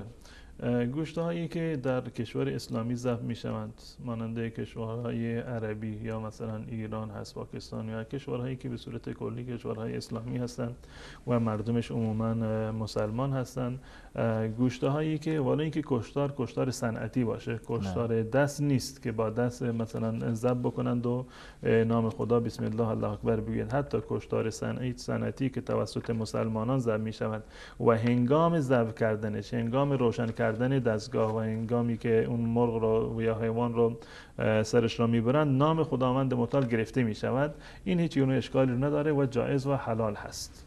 خوردن چنین گوشتی جایز هست و حلاله، به شرط اینکه در کشور اسلامی ذبح شده باشه و اون کسی که ذبح میکند و مسئول ذبح هست در اون دستگاهی که این کار رو انجام میده اگر مسلمان هست و نام خدا رو میبره قطعا این جایز هست و هیچ گونه اشکالی رو نداره. اما از اینکه نام خدا رو برده باشه یا اینکه فراموش هم کرده باشه، چون که مسلمان هست پس بنابراین ذبیحش هم حلال هست. لازم نیست که حتما بسم الله گفته باشد با زبان خودش، خود همین که مسلمان باشد کفایت میکند برای حلال بودن ذبیحش، ولو اینکه با دستگاه هم ذبح شده باشد. اما و در کشورهای خارجی، گوشت هایی که از کشورهای خارجی میاد، اگر واقعا و بسیار از کشورهایی هستند که در واقع مندوب داره، شرکت هایی هستند در کشورهای اسلامی که کشتارگاهشون در کشورهای فرض کنید که غیر اسلامی هست، اروپایی هست یا جاهای دیگر، و منتها در اونجا نماینده دارند و ناظر بر اعمارش هست، یا اون فردی که متولی این امر هست در واقع مسلمان هست یا شرکت معروفی هست مثلا بر برچسب حلال بودن رو زده و شما میدونید که این شرکت معروفی هست، بازم خوردن چنین گوشتی در واقع مشکلی رو نداره و جایز است. اما در جایی که میدونید کشور کفری هست، هیچ گونه مراعات نمیشه و نه نام خدا برده میشه و نه اساسا نام خدا رو میبرند، کافر هستند، در این صورت انسان باید احتیاط بکنه که گوشت هایی که از خارج وارد میشه نگاه بکنن توسط چه شرکت های اسلامی هستند، پایبند موازین شرعی هستند، یا اونجا طرف قراردادشون چه شرکتی هست، اگر میدونن که واقعا در اونجا نماینده‌ای رو دارن و به طریق اسلامی ذبح میشه، این نام خدا برده میشه و اون کسی که ذبح میکنن مسلمان هست، خوردنش جایز هست و در غیر این صورت جایز نیست. اما در کشور اسلامی غالب و عام این است که مسلمان هستند، پس بنابراین گوشت‌های مرغ‌هایی که در کشور اسلامی ذبح میشه، در کشور عربی و اسلامی ذبح میشه، اینا حلال هست و در این زمینه انسان نباید وسواسی رو داشته باشه. جزاکم الله خیر. بیننده بعدی پرسیدن که چندین سال که ازدواج کردم و در اوایل با همسرم مشکل داشتم و یک بار در تنهایی وقتی که خانم هم نبود، این همسرش نبود، گفتم که طلاق طلاق طلاق. حکمش چیه این قضیه؟ قبلا من هم در ابتدای برنامه عرض کردم که برای این که طلاق بیفتد نیازی نیست که زن باشه در منزل باشه یا در منزل نباشه. اگر قصدش طلاق هست، اگر قصدش طلاق دادن هست و الفاظ طلاق را بر زبان آورده، وجود زن که زن وجود داشته باشه در منزل باشد یا در منزل نباشد، زن صدا را بشنود یا صدا را نشنیده باشد، این هیچ گونه نقشی رو نداره. در هر صورت وقتی که شوهری زنش را طلاق داد، طلاق در واقع می شود و طلاق منجزی هست و معتبری هست، اما از این که زن شنیده باشد یا نشنیده باشد، در منزل باشد یا در منزل نباشد. این یک مطلب دوم این است که باید به زن وقتی که طلاق میدن، این باید میگن که یعنی نیت طلاق رو داشته باشه و الفاظی رو بگیره که گویا این است که طلاق واقع شده. مجرد این که زن و شوهر در یک منزلی نشسته باشند یا مثلا زن هم در منزل وجود نداشته باشه که میگه طلاق طلاق طلاق، خب طلاقی واقع نمیشه. طلاق به کی میخواید طلاق بدید؟ آیا این لفظ طلاق رو به این خاطر بر زبان آورد میخواسته طلاق زنش رو بده یا خودش این لفظ اینجوری به سر زبانش آمده؟ این بحثایی که هست که یعنی جای بحث داره.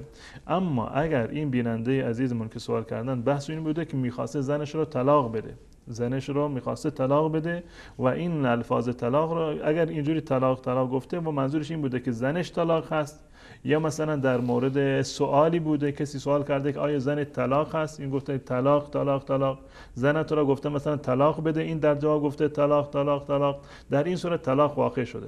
من قبلا هم عرض کردم در برخی از برنامه‌ها که نزد اهل سنت و جماعت 4 مذهب اهل سنت، حنفی، مالکی، شافعی و حنبلی، طلاقی رو که با 3 لفظ باشه یا 3 در یک مجلس باشه، این طلاق رو همون 3 طلاق میدونن، به استثنای برخی از علما یه مجتهدین مانند شیخ الاسلام ابن تیمیه رحمت الله علیه و برخی از شاگردانش که معتقد هستند اگر طلاق با یک جمله بود، یعنی با یک جمله یا در یک جلسه بود، اون طلاق رو در واقع ولو اینکه 2 مرتبه طلاق داده باشه یا 3 مرتبه، این یک طلاق میدونه. طلاق در یک مجلس رو یک طلاق میدونه ولو اینکه چندین طلاق باشه. اما عموم مذاهب اهل سنت و الجماعت، مذاهب 4گانه اهل سنت و الجماعت معتقد هستند که طلاق وقتی که در یک مجلس باشه با الفاظ 3 باشه، یعنی با 3 لفظ طلاق بده یا 3 عدد طلاق بده، این طلاق همون به همون اندازه که خواسته و گفته طلاق واقع میشه. و من توصیه میکنم که این بینندهمون این مطلب رو با یکی از علمای منطق خودشون به صورت دقیق و مفصل اگر حکمشو میخوان از ایشون در واقع دریافت بکنن، توضیح بدن برایش تا اینکه جواب دقیق تری رو دریافت بکنن. جزاکم الله خیر. بیننده بعدی پرسیدن که اعتقاد به در مورد اعتقاد به جریان قرانیق پرسیدن و گفتن که محمد بن عبدالوهاب نیز در کتابش آورده که به این قضیه اعتراف و اعتقاد داشته. جریان قرانیق رو از نظر سندی، یعنی سند مناسبی رو داره، سندش ضعیف هست و یک جریانی هست که در اصل صحتش و در اصل ثبوتش در واقع حرف زیاد هست و هم در مورد خود محتوایش هم جای بحث در این زمینه وجود داره و برخی از مفسرین این جریان رو ذکر کردند که و در ذیل آیه‌ای که در سوره حج هست و ما ارسلنا من قبلک من رسول ولا نبی الا اذا تمنى القى الشیطان فی امنیته، که وقتی که پیامبری از پیامبران الله متعال میخواد یک چیزی رو بیان بکنه در تلاوت و آیات قرآن رو، وحی الهی رو به مردم برسانه، شیطان میخواد که صدای خودش رو اینجا اضافه بکنه، صدای خودش رو اضافه میکنه همزمان با اون پیامبر. شیطان میاد و یک مطلبی رو هم بیان میکنه تا اینکه سامعین این گمان رو ببرند که در واقع این لفظ و این جمله از خود پیامبر بوده، که الله متعال صراحتاً اینو در قرآن گفته که فینسخ الله ما یلقی الشیطان، اون چیزی رو که شیطان میخواد القا بکنه و اونو عملی بکنه، الله متعال اونو نسخ میکنه، اون از بین در واقع میبره، عملی نخواهد شد. و در زمان رسول الله صلی الله علیه و آله چنین اتفاقی افتاد، یعنی حداقل اگر قبول بکنیم که این روایت صحت داره، حداقلش هم به این گونه بوده که از زبان خود رسول الله صلی الله علیه و آله چنین اتفاقی نیفتاده که قرانیق تلک القرانیق الاولا اینو بر زبان آورده باشه به عنوان آیات قرآنی، بلکه صدای شیطان بوده که همزمان با صدای رسول الله صلی الله علیه و سلم در اونجا مردم شنیدن. و محققین هیچ کسی به این معتقد نیستند، وقتی که اهل تحقیق به این معتقد نیستند. فرضاً اگر ما هم قبول بکنیم یک عالمی به خاطر اینکه مثلا از یک فرد دیگری نقل کرده باشه یا شبهه‌ای داشته باشه و چنین اعتقادی رو داشته باشه، این اعتقاد کفری نخواهد بود، یک اشتباه در یک مسئله در واقع علمی بوده. پس بنابراین جایی برای تکفیر در این زمینه وجود نداره که ما حکمی رو صادر بکنیم بر فلان شخص بالفرض هم که چنین اعتقادی رو داشته باشه و اصل این جریان هیچ گونه ثبوتی رو نداره و دلیل قوی رو نداره و این جزء اعتقاد اهل سنت و الجماعت هم نیست. جزاکم الله خیر. بیننده بعدی از تاجیکستان سوالشون در مورد تفسیر انوار القرآن بود که گفت چگونه کتابی است؟ تفسیر انوار القرآن در واقع برگرفته از چندین تفسیر هست، من جمله تفسیر ابن کثیر رحمت الله علیه و از یکی از تفاسیری هست که تقریبا یعنی مناسب تر هست از تفسیرهای دیگری که وجود دارن با توجه به اینکه نه زیاد طولانی هست و نه هم زیاد مختصر هست. من گمان میکنم یک تفسیر مناسبی باشه. اما تفسیری که دقیق تر هست خصوصا در بحث آیات صفات تفسیر راستین هست، تفسیر سعدی که ترجمه به فارسی ترجمه شده. بله به فارسی هست تفسیر راستین، تفسیر سعدی هست که به فارسی ترجمه شده، در 3 جلد هست تفسیر سعدی. این در آیات صفات این در واقع دقیق ترین تفسیری هست در این زمینه وجود داره و همچنین در باب آیات صفات که تفسیرشون تفسیر معتبری بوده، تفسیر در واقع شیخ الاسلام هروی هست، خواجه عبدالله انصاری، تفسیرشون تفسیر سالمی هست از نظر محتوای ترجمه آیات صفات، تفسیر معتبری هست که به زبان فارسی هست. و از تفسیرهای معتبری که هست و در زبان فارسی که جدیداً ترجمه شده، تفسیر راستین بهترین تفسیر است و تفسیر انوار القرآن هم تفسیر خوبی است. جزاکم الله خیر. بیننده بعدی پرسیدن که نسبت به اهل سنت ایران چند درصد از سنی های ایران فارسی زبان هستند؟ قطعا تمام سنی های ایران همشون فارسی صحبت میکنند و در این هیچ قوم فارسی و قومیت چندان مطرح نیست، اصلا اصل اعتقاد هست. و ما هم فارس داریم در ایران که اهل سنت هستند، به طور مثال اهل سنت خراسان فارس هستند و فارسی صحبت میکنند. اهل خراسان دیگه، بله، کل استان هر خراسانی که بله هر خراسان بزرگ که در آن زمان بود و سه استانی که الان تقسیم شده و همچنین در استان فارس اهل سنتش به زبان فارسی صحبت میکنند. در استان هرمزگان بسیاری از اهل سنتش به زبان فارسی صحبت میکنند. در استان کرمان اهل سنتش به زبان فارسی صحبت میکنند و در بسیاری از شهرهای دیگر در شمال ایران در تالش در بسیاری از شهرها یعنی اصلا غیر از زبان فارسی زبان دیگری در واقع نداره، زبانشون هم زبان فارسی هست. پس بنابراین یعنی هم اهل سنت فارس و عرب و کرد و بلوچ هم هست و فارسی زبان هم که اصالتا فارسی باشند هم زیاد هستند و تمام اینها فارسی در واقع بلد هستند و صحبت. جزاکم الله خیر. بیننده بعدی پرسیدن که اگر کسی افکار بد داشته باشه آیا گناه دارد؟ انسان باید تا جایی که میتواند از وسواس شیطان و افکار بدی که در ذهنش میاد استغفار بکند و نگذارد که این به مرحله عمل برسد، یا اینکه ذهنش رو همیشه مشغول بکند و یا اینکه شیطان انسان رو اغوا بکند، وسوسه بکند و این افکار همیشه در ذهنش باقی بمانند. خواه ناخواه این افکار بد و وسواس شیطانی در قلب انسان خطور میکنند و به ذهن انسان در واقع میاد. منتها اون چیزی که به عنوان گناه حساب میشه یعنی یک گناه نیست، یک افکار بد و وسواسی که در ذهن انسان میاد، خصوصا افکاری که ناخواسته در ذهن انسان میاد، به هیچ عنوان اینو نمیشه جز مفهوم گناه در واقع اینو حساب کرد. و روایتی هست که رسول الله صلی الله علیه و سلم فإن الله تجاوز عن امتی ما حدثت به انفسها ما لم تعمل او تتکلم. الله متعال از امت من درگذر کرده، بخشیده اون چیزی رو که در نفسش هست، اون چیزی که با خودش صحبت میکنه، در فکرش میاد، الله متعال اینو معاف کرده تا زمانی که اینو صحبت نکرده، دیگران نشینن. وقتی که صحبت شد این خب یک عمل هست و این در واقع برمیگرده به احکام شرعی و هر صحبتی یک حکمی رو داره، یا اینکه عمل بکنه، یعنی چندان این فکر در و گمان بد در قلبش و در ذهنش بوده اینو تکرار کرده که کم کم این تبدیل به یک عمل شده. در این صورت الله متعال مؤاخذه میکنه.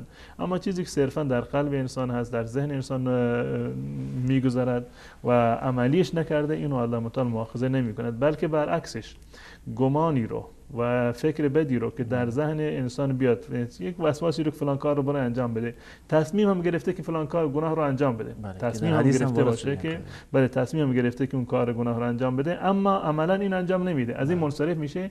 نه تنها این گناه محسوب نمیشه بلکه کار خیری محسوب میشه، زیرا که عزم کرده بود، در ذهنش اومده بود، همیشه تو ذهنش بود و این تصمیم رو داشت این گناه رو انجام بده، الان انجام نداده، به این معنی که از انجام یک کار گناهی در واقع دست نگه داشته. پس بنابراین کار خیری رو انجام داده.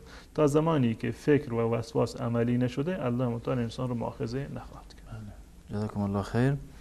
بیننده بعدی پرسیدن که خب از گوشتایی که از قصابی ها میخریم نمیداریم که قصاب و اونها نماز میخونن یا نه، حکم این کار چیه؟ یعنی این خرید انجام بدیم یا نه؟ بله، اصل در کشور اسلامی و در شهر اسلامی اینه که مردم مسلمانند و اهل نمازند، اهل دیانتند و این برای حلال بودن ذبیحهشون کفایت میکنه. ما میدونیم مسلمان هست، کلمه گوی لا اله الا الله هست و هر مسلمانی وقتی که حیوانی رو ذبح میکنه و اون ذبیحه دستش در واقع برای ما حلال هست. ما مکلف نیستیم که بریم سوال بکنیم، تحقیق بکنیم، ببینیم فلانی اهل نماز هست، فلانی اهل نماز نیست، یا نماز میخونه، در مسجد میخونه، در خونه میخونه، بسم الله گفته، بسم الله نگفته، وسواس داشته باشیم. این موارد در واقع هیچ گونه داعی وجود نداره که ما دنبال این موارد بریم. در یک شهری که مردم همه مسلمان هستند، قصابش هم مسلمان هست و ذبیحه هم ذبح بکنه عموما در واقع بسم الله هم میگه، بسم الله در قلبش هم هست، مسلمان هست، پس بنابراین ذبیحهش حلال هست و قطع نظر از این که ما بریم دنبال این زندگیش بگردیم که به چه صورت زندگی میکنه، نماز میخواند یا اینکه نماز نمیخونن. اما حداقل اگر میدونیم در یک جای مثلا قصابی هست که اهل نماز نیست، ما سعی بکنیم که ذبیحه رو که ما از اون استفاده میکنیم، گوشت رو استفاده میکنیم، حداقل اهل تقوا باشه. اون قصابی که اهل تقوا هست، با ایمانتر هست و اهل دیانت و نماز هست، ما به اون اعتماد داریم، از اون خرید بکنم. و بالفرض اگر در یک جای نمیدونستند فلان قصاب واقعا اهل نماز و دیانت هست یا نیست، صرف همین که در کشور اسلامی هست، در شهر اسلامی هست و مسلمان هست، همین برای حلال بودن ذبیحهش کفایت میکنه. بله، جزاکم الله خیر. بیننده بعدی در مورد حکم اسقاط که برای میت انجام میدن سوال کردن، بفرمایید. بحث اسقاط یک بحثی بوده که متاسفانه در قدیم این رواج داشته. در منطقه بلوچستان، در منطقه خراسان یا مناطق دیگر این اتفاق می افتاده. الحمدلله علمای اهل سنت و الجماعت در داخل ایران این مسائل رو برای مردم کاملا بیان کردند. جناب مولانا عبدالواحد گشتی کتابی رو دارند به نام احسن المقصود، این مسائل رو در اونجا بیان فرمودند. مولانا محمد عمر سربازی رحمت الله علیه و بسیاری دیگر از علمای اهل سنت و الجماعت با این مبارزه کردند. الحمدلله فعلا از بلوچستان این کاملا این عادت زشت و بدعت در واقع برچیده شده و وجودی رو نداره. شاید در برخی از روستاها مثلا در خراسان یا جاهای دیگر، در برخی از روستاها که اهل علم کمتر وجود داشته باشند، شاید هنوز در واقع شاید رواجی داشته باشه. واقعیت این است که اسقاطی وجود نداره. اسقاط به این معنی هست که یعنی ساقط کردن، انداختن گناه. انداختن گناه کار الله متعال هست و خود اون کسی که گناهکار هست اون باید توبه بکنه تا اینکه الله متعال گناهش رو ببخشد. هیچ عالمی توانایی این که یک گناهی رو از یک عهده یک انسان دیگری، از یک فرد عامی بیاندازد، این توانایی رو ندارد. و هیچ گناهی رو با پول نمیشه خرید. گناهی یک فردی انجام داده، گناه انجام میدهد، در مقابل پول میدهد به خاطر اینکه این گناهش رو در واقع بخرد از الله متعال. چنین چیزی وجود نداره. هر گناهی جداگانه هست و هر کسی که گناهی را انجام داده خود اون را الله متعال مؤاخذه میکنه. و این اسقاط بیشتر برای اینکه میگن که بالفرض اینکه نمازی از کسی فوت شده باشد، نمازی فوت شده باشد. ما هیچ گونه دلیل شرعی رو نداریم در شریعت اسلامی و در احادیث رسول الله صلی الله علیه و سلم که نماز میت رو به جاش فدیه بدند. نماز فدیه ندارد. نماز میت نه قضایی دارد برای غیر میت، برای ورثه، و نه هم فدیه دارد که از اون مالی بدن. یعنی کسی بالفرض فوت کرده باشد و نمازی برگردنش باشد، بر اولیایش، بر ورثهش نه لازم هست که برایش نماز بخونن و جایز هم نیست نماز خوندن برای میت. نه نماز خوندن جایز هست، مشروع هست، و نه پرداختن مبلغی به عنوان اینکه بهای نمازش باشه یا همون اسقاطی باشه.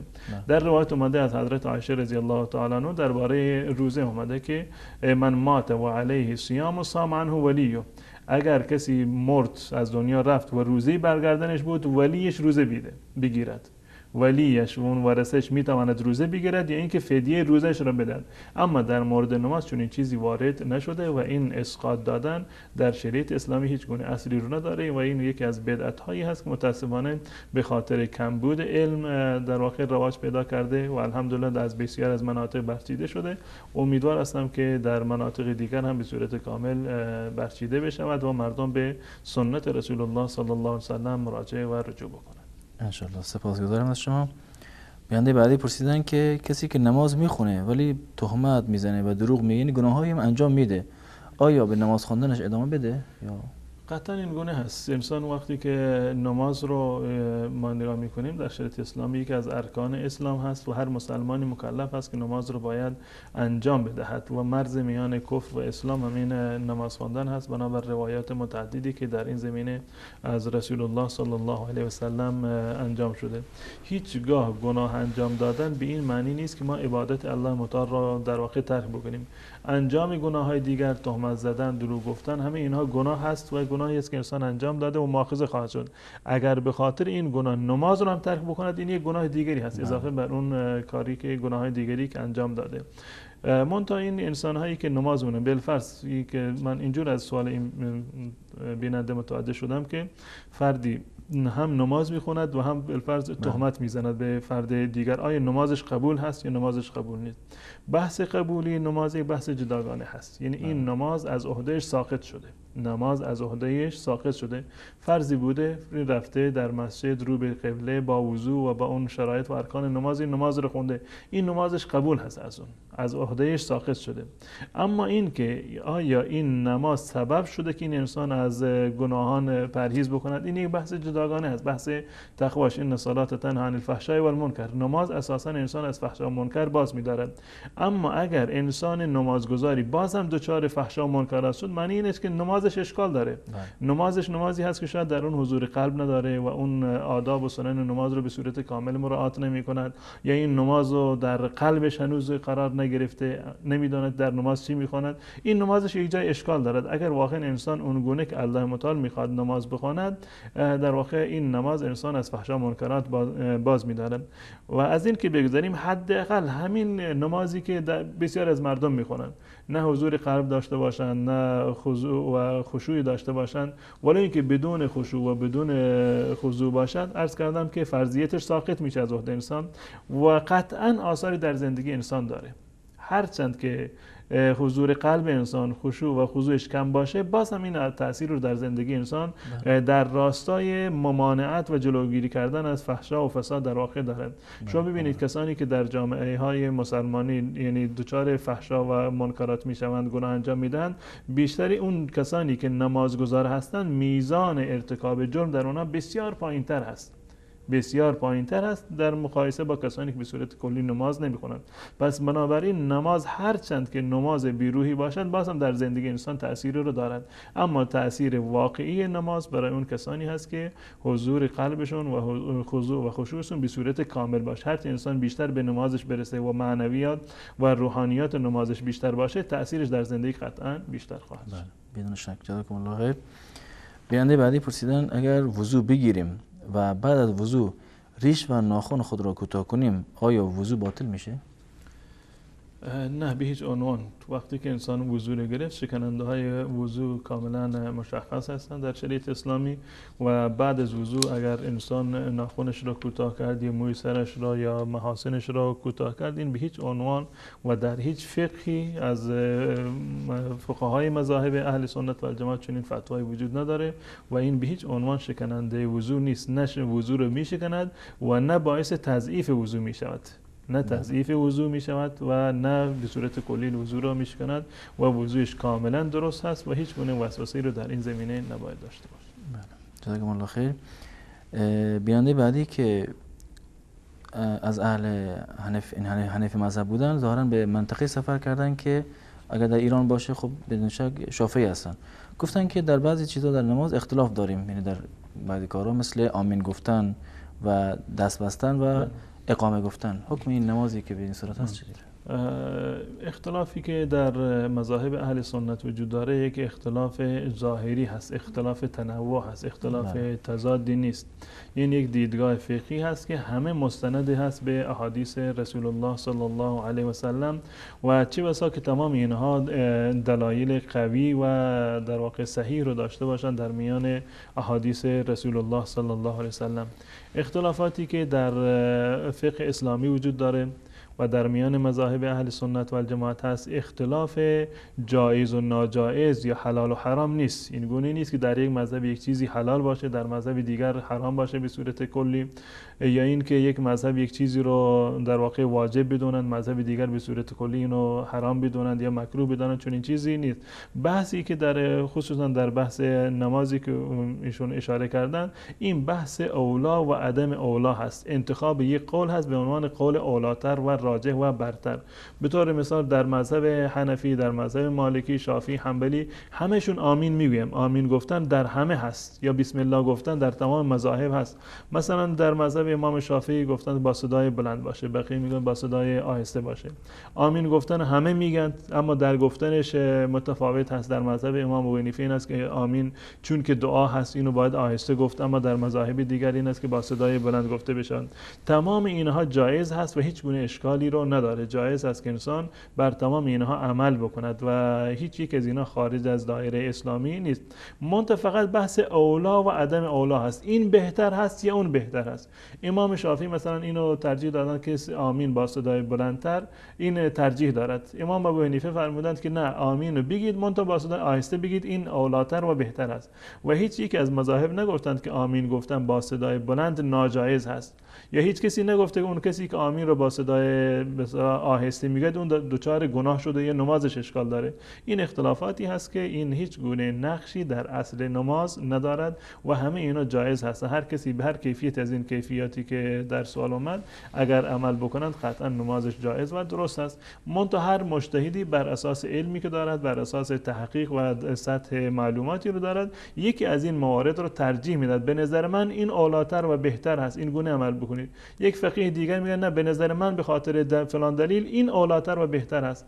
بلند کردن دست، رفع یدین یا عدم رفع یدین، آمین بالجهر، یا اینکه بستن دسته ها در هنگام نماز، این دست رو کجا بگذاریم، اینا تمام یک بحثایی هست که بحث اولا و عدم اولا هست، بحث جایز و ناجایز نیست. به هر کدام شما عمل بکنید از نظر شرعی شما در واقع بر حکم اسلامی عمل کردید و بر سنت رسول الله صلی الله علیه و سلم عامل شدید و امیدواریم که الله تعالی تمام طاعات و عبادات همه من و شما را بپذیرد. آمین. جزاکم الله خیر. بیننده بعدی پرسیدن که وقتی که به مقبره تشیع میریم و یا وقتی که به مقبره کفار میریم آیا دعایی وارد شده و چه دعایی بکنیم؟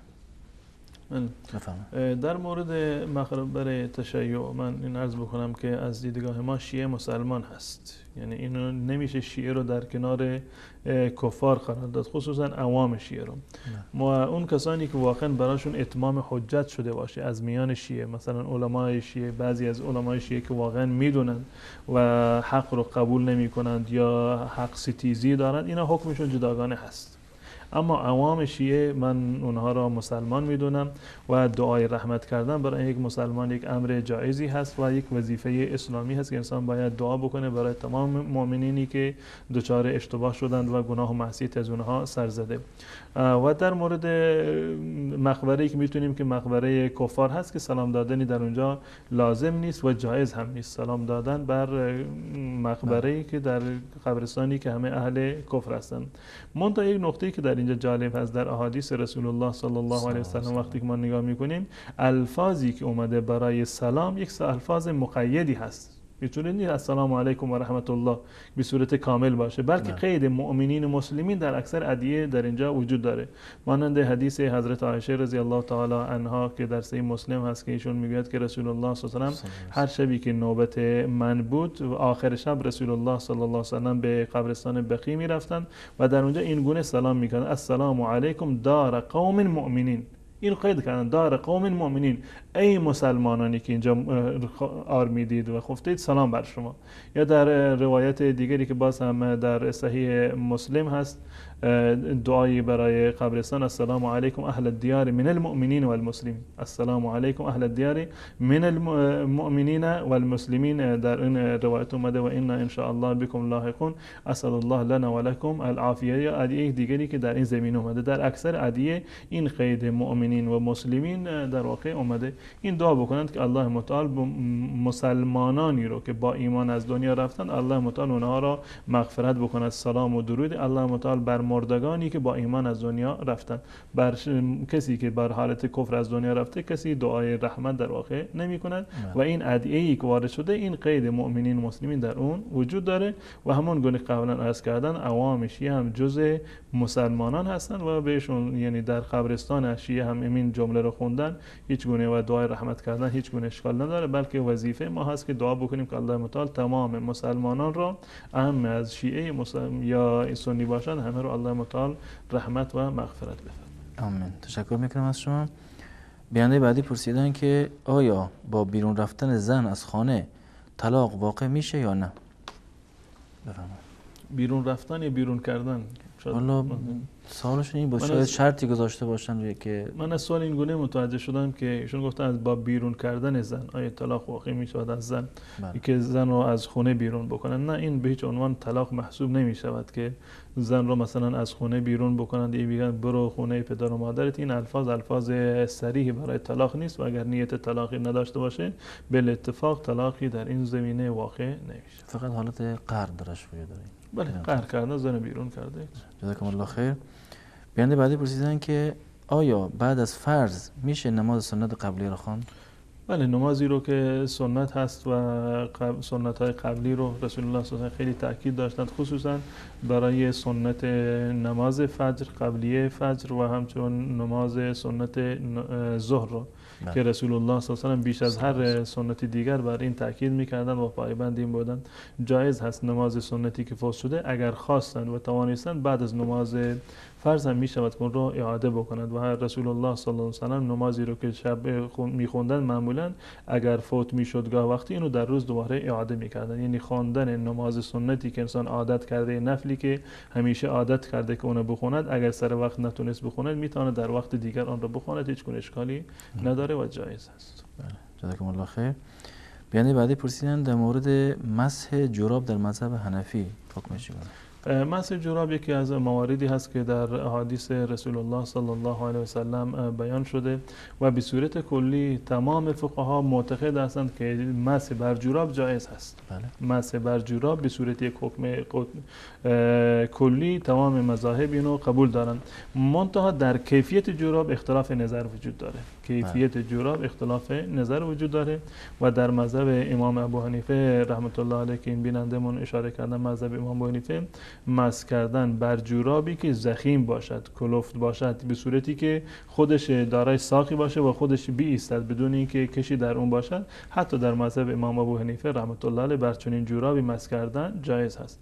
منتها فقهای احناف جورابی رو که خیلی نازک باشه، شفاف باشه که آب از آن عبور بکند، با مسح کردن این آب رو روی پا احساس بکنن، عموم فقهای اهل سنت و فقهای مذهب حنفی این قائل به جوازش نیستن.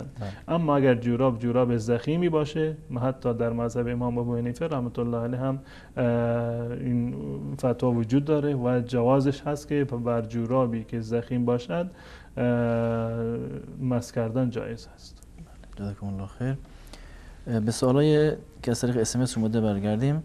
بیننده پرسیدن که اگر کسی مورد سحر کسی دیگر قرار گرفته باشد، آن شخصی که جادو شده چگونه میتواند از این جادو رهایی یابد؟ در مورد سحر ما اینو میدونیم که سحر یکی از گناهان کبیره بلکه اکبر الکبائر هست، جز گناهان بسیار سنگین و گناهان بزرگ هست و در ردیف کفر هست، بلکه خود این سحر یک نوع کفر هست.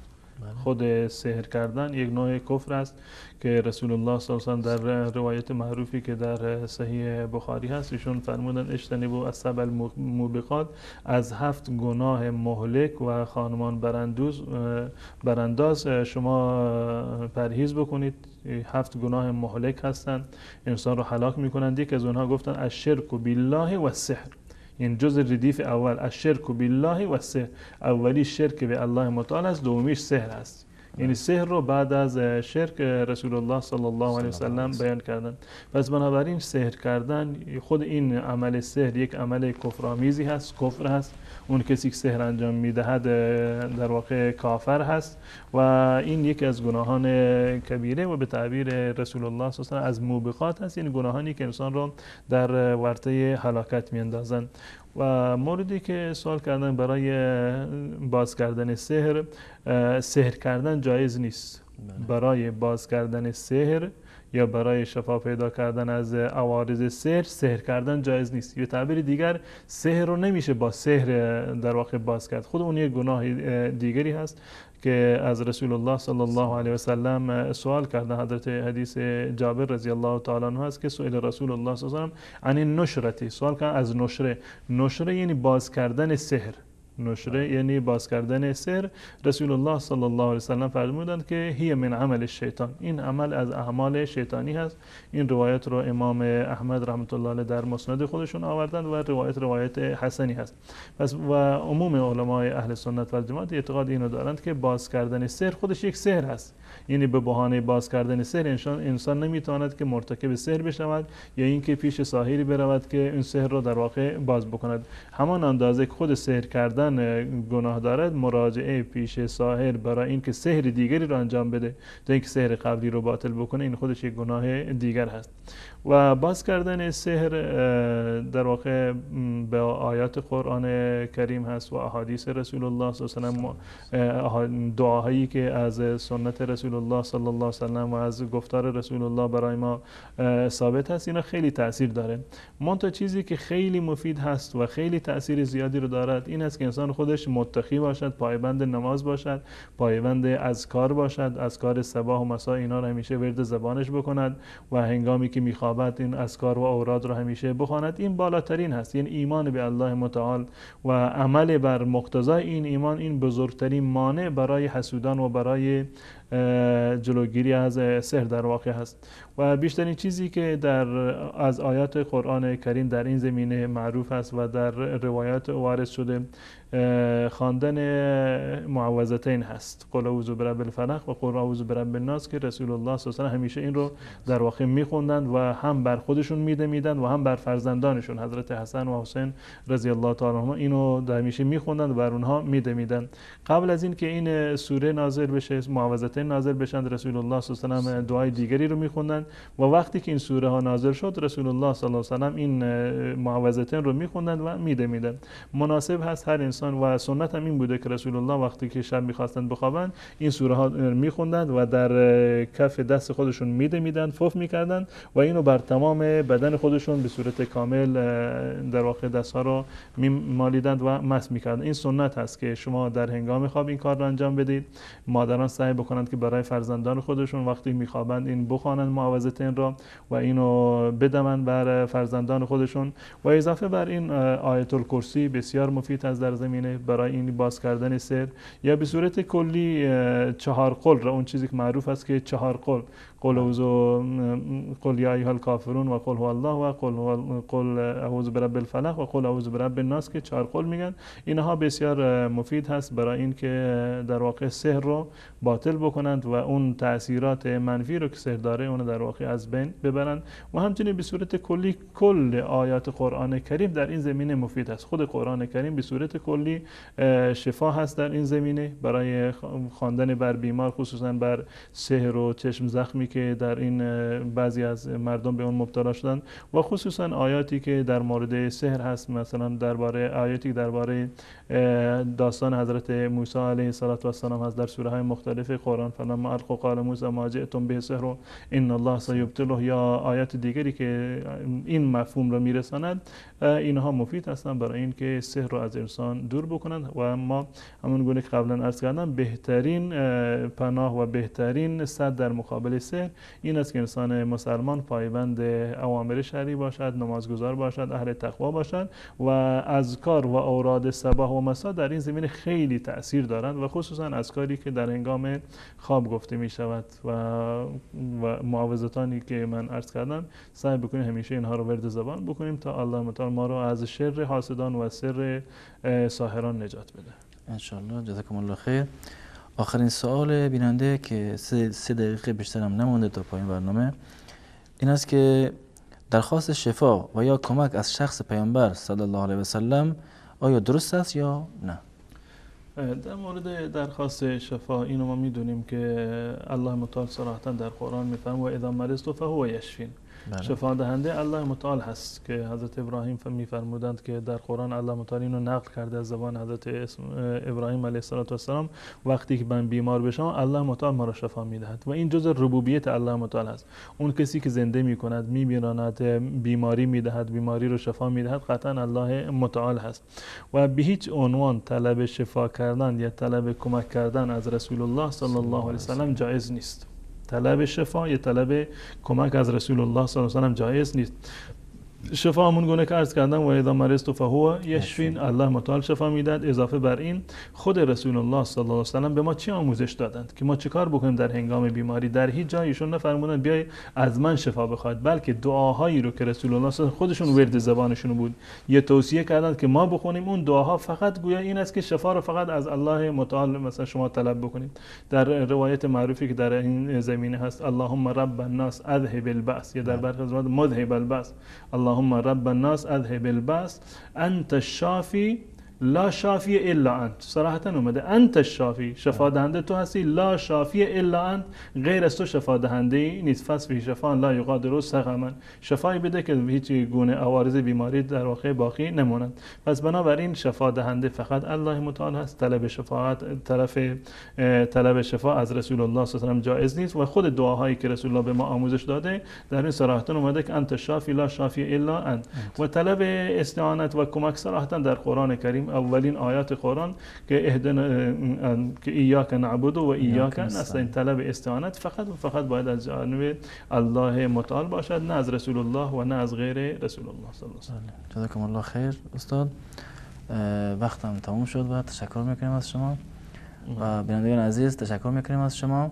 در اینجا هم به پایان برنامه رسیدیم و تا یک دیدار دیگر همه شما را به الله متعال میسپارم. السلام علیکم و رحمت الله و برکاته.